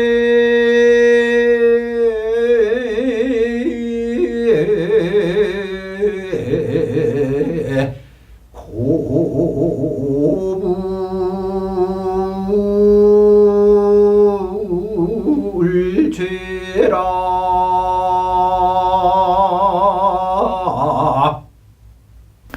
네. 그리고 이제 그 경포대라는 것도 있고 그 이외에 또 아주 재밌는 우리 민요의 가사나 이런 그 노래 여러 가지 형태로 한시의 가사로 사용한 것이 많이 있는데 여기 보면 이제 몽혼이라는 그 이옥봉이라는 여자이죠. 여류 시인인데 이 시를 하도 잘 지어가지고 남편하고 이제 이게 이제 어머니가 천민 사이에서 태어난 여자입니다. 그러니까 이제 정식 부인으로는 갈 수 없고 조 씨라는 사람에게 이제 후처로 가면서 이제 첩으로 가면서 남편이 다시는 글을 짓지 말아라. 이렇게 이제 각서를 쓰고 결혼을 하게 됐는데 이제 그 관가에 뭔가 문제가 생겨가지고 자기 이제 하인을 대신해서 글을 써서 이 사람을 방면시켜 주었는데 그것을 보고 이제 남편이 화가 나서 너 시를 쓰지 않기로 했는데 그걸 맹세를 어겼다 해서 쫓아냈죠. 그래서 이제 쫓아내고 난 다음에 이제 님을 그리는 마음으로 쓴 시가 바로 몽혼입니다. 아주 좀 마음을 울리는 얘기죠. 근래 안부 문여하 월도 사창 첩 한다라.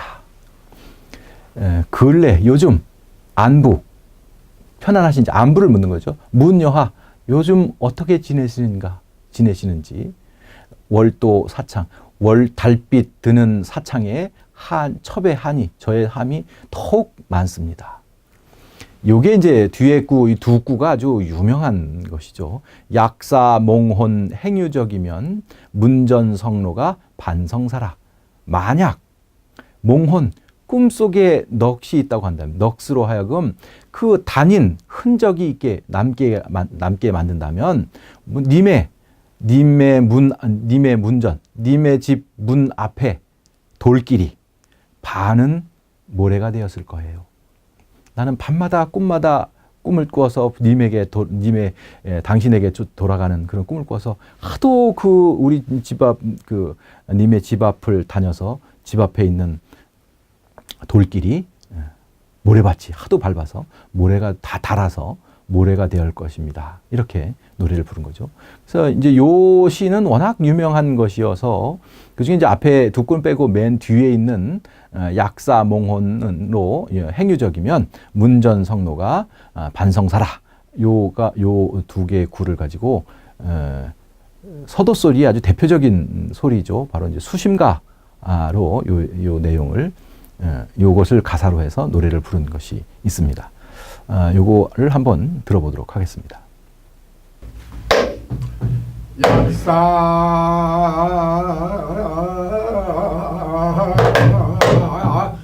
몽헌으로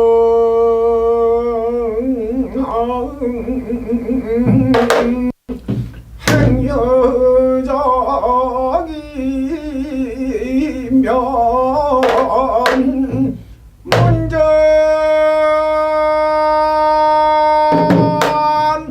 상로가 반성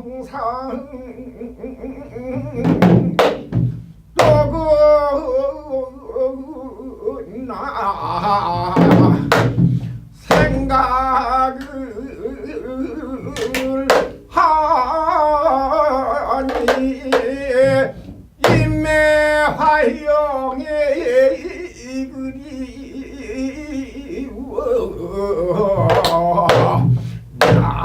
나의 할 거나 강산 불변은 재봉춘이요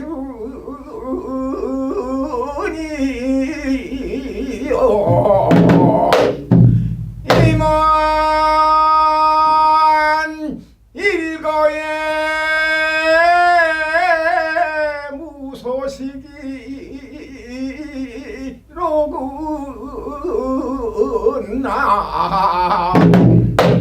생각을 하니 님의 생각이 간절하여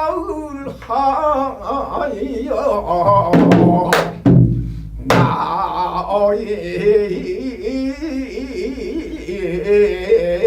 할 거나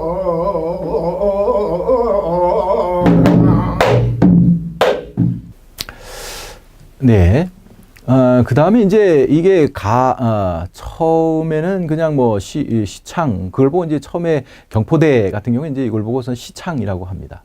두 번째는 이제 민요인 수심가 모양으로 했고, 마지막으로 이제 한시를 가지고 우리가 이제 조선시대 선비들의 어떤 선비들이 즐겼던 가곡으로 이제 가곡의 가사로 쓴 것이 있습니다. 그 중에 이제 하나가 이제 이백, 중국의 당나라 대표적인 시인인 이백이 쓴 금능의 봉황대에 올라라는 시가 있습니다. 봉황대상 봉황류러니 봉거대공 강자류라. 봉황대 위에 봉황이 논이었다고 하더니 봉황은 가고 누대는 비고 강물만 흘러가네. 오궁화초 매유경이요 진대의관 성고구라. 오나라 궁궐의 화초는 오솔길 깊이 묻혀 뒤덮었고, 진나라 때의 어떤 귀인들 의관은 옛 무덤이 되었구나. 삼산 발락 청천외요 이수중분 백로주라. 삼산 세 산은 푸른 하늘 밖으로 반쯤 걸려 있고 두 물줄기는 백로주가 갈라놓았네. 총위 부운 능패일이니 장안불견 사인수라. 이제 모든 것은 뜬 구름이 해를 가렸으니, 이제 이것은 이백이 금능으로 이제 이제 귀향을 와서 지은 것이죠. 그래서 그 뜬 구름이 이제 간신배들이 해를 가리고 있단 말이에요. 그 황제의 총기를 가리고 있으니 장안불견, 장안은 보이지 않고 사람을 근심케만 하네. 이게 황제가 나를 잊어버리면 난 어떡하나, 뭐 이런, 또는 나라가 이거 저런 뜬구름과 같은 저런 간신배들이 의해서 움직이고 있으니 이 나라가 이거 앞날이 어떻게 될 것인가, 이런 시인의 어떤 근심을 잘 나타나고 있는 시라고 하겠습니다. 요 시를 이제 가곡의 형태로 남창 가곡으로 한번 들어보도록 하겠습니다.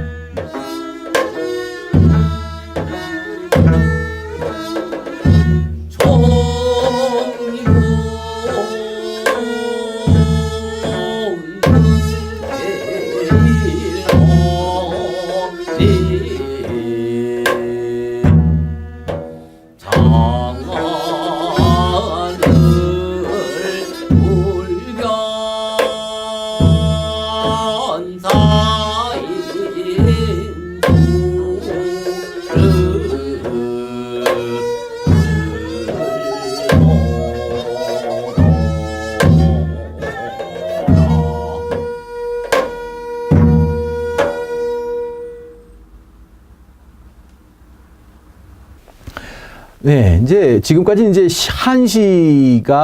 한시를 노래로 부르는 우리 중국에서는 이렇게 부를 수는 없죠. 이건 우리만의 노래 방식을 가지고 한문 가사를 가지고 노래를 부르는 것이죠. 그리고 이제 산문을 읽을 때에도 우리가 이제 홍길동전 읽거나 심청전을 읽거나 뭐 이런 소설을 읽을 때에도 그냥 우리처럼 이게 현대에는 이게 묵독을 한단 말이에요. 소리는 내지 않고 눈으로만 읽지만 옛날에는 전혀 그렇지 않고 다 소리를 내서 거기에 음률을 넣어서 노래처럼 산문 소설도 읽고 그렇게 되죠.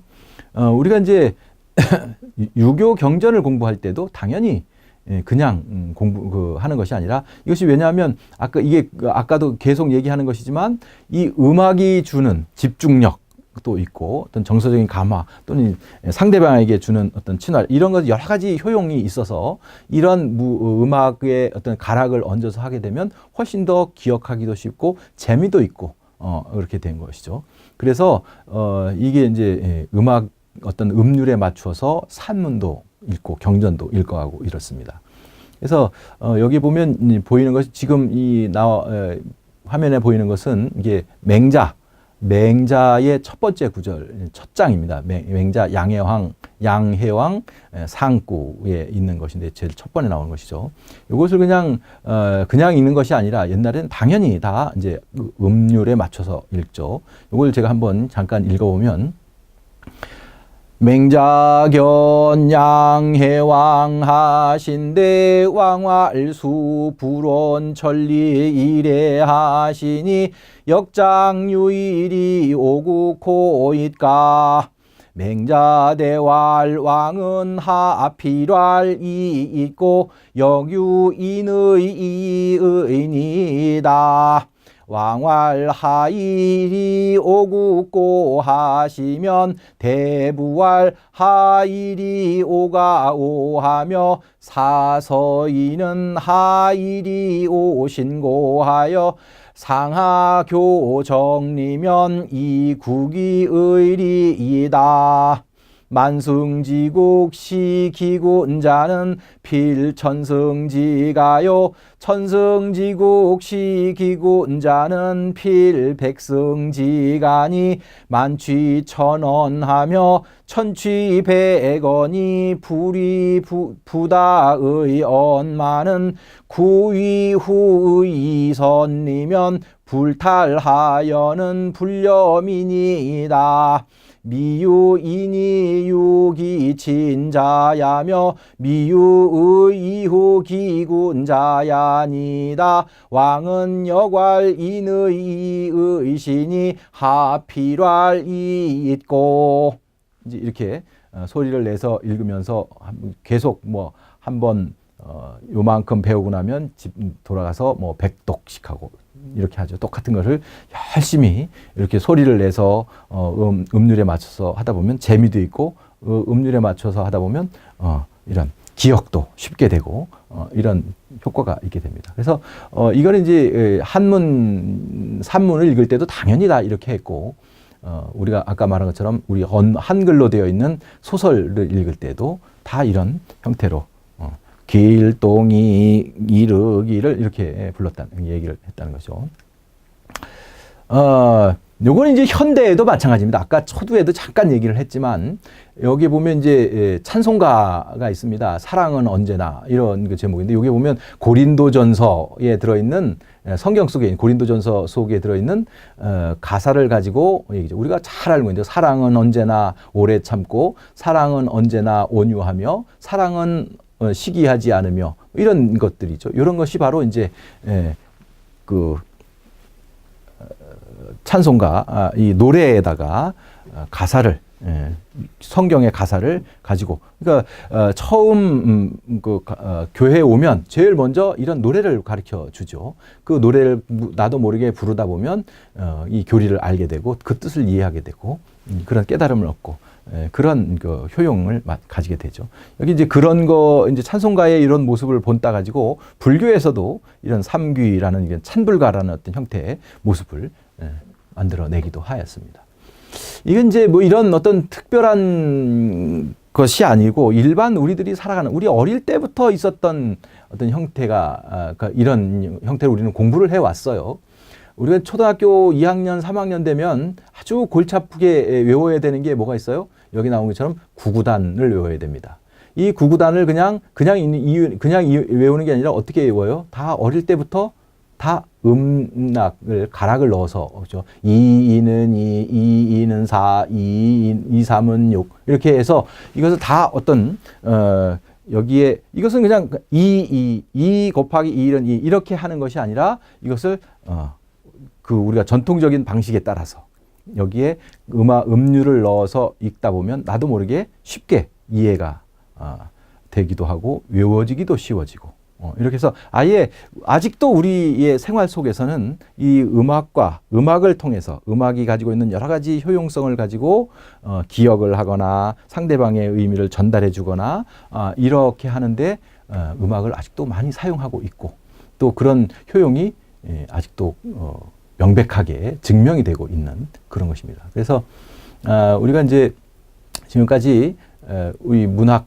이 가사들이, 대체적으로 이 가사들이 우리가 공부하는 국문학에서 하는 이 가사들이 다 노래 가사였다는 것, 그것을 중심으로 해서 그것을 왜 노래 가사들이 남아있게 됐냐, 특히 아마 이것이 노래 가사였기 때문에 남아있을 수도 있을 겁니다. 이게 노래 가사가 아니었다면 뭐 고려가요 같은 경우가 남아있었겠습니까? 남아있지 않죠. 그래서 노래 가사로서의 어떤 가치가 아직까지도 크게 남아 있고 또는 그 효용성이 그대로 있었다고 하겠습니다. 오늘은 여기까지 하도록 하겠습니다. 감사합니다.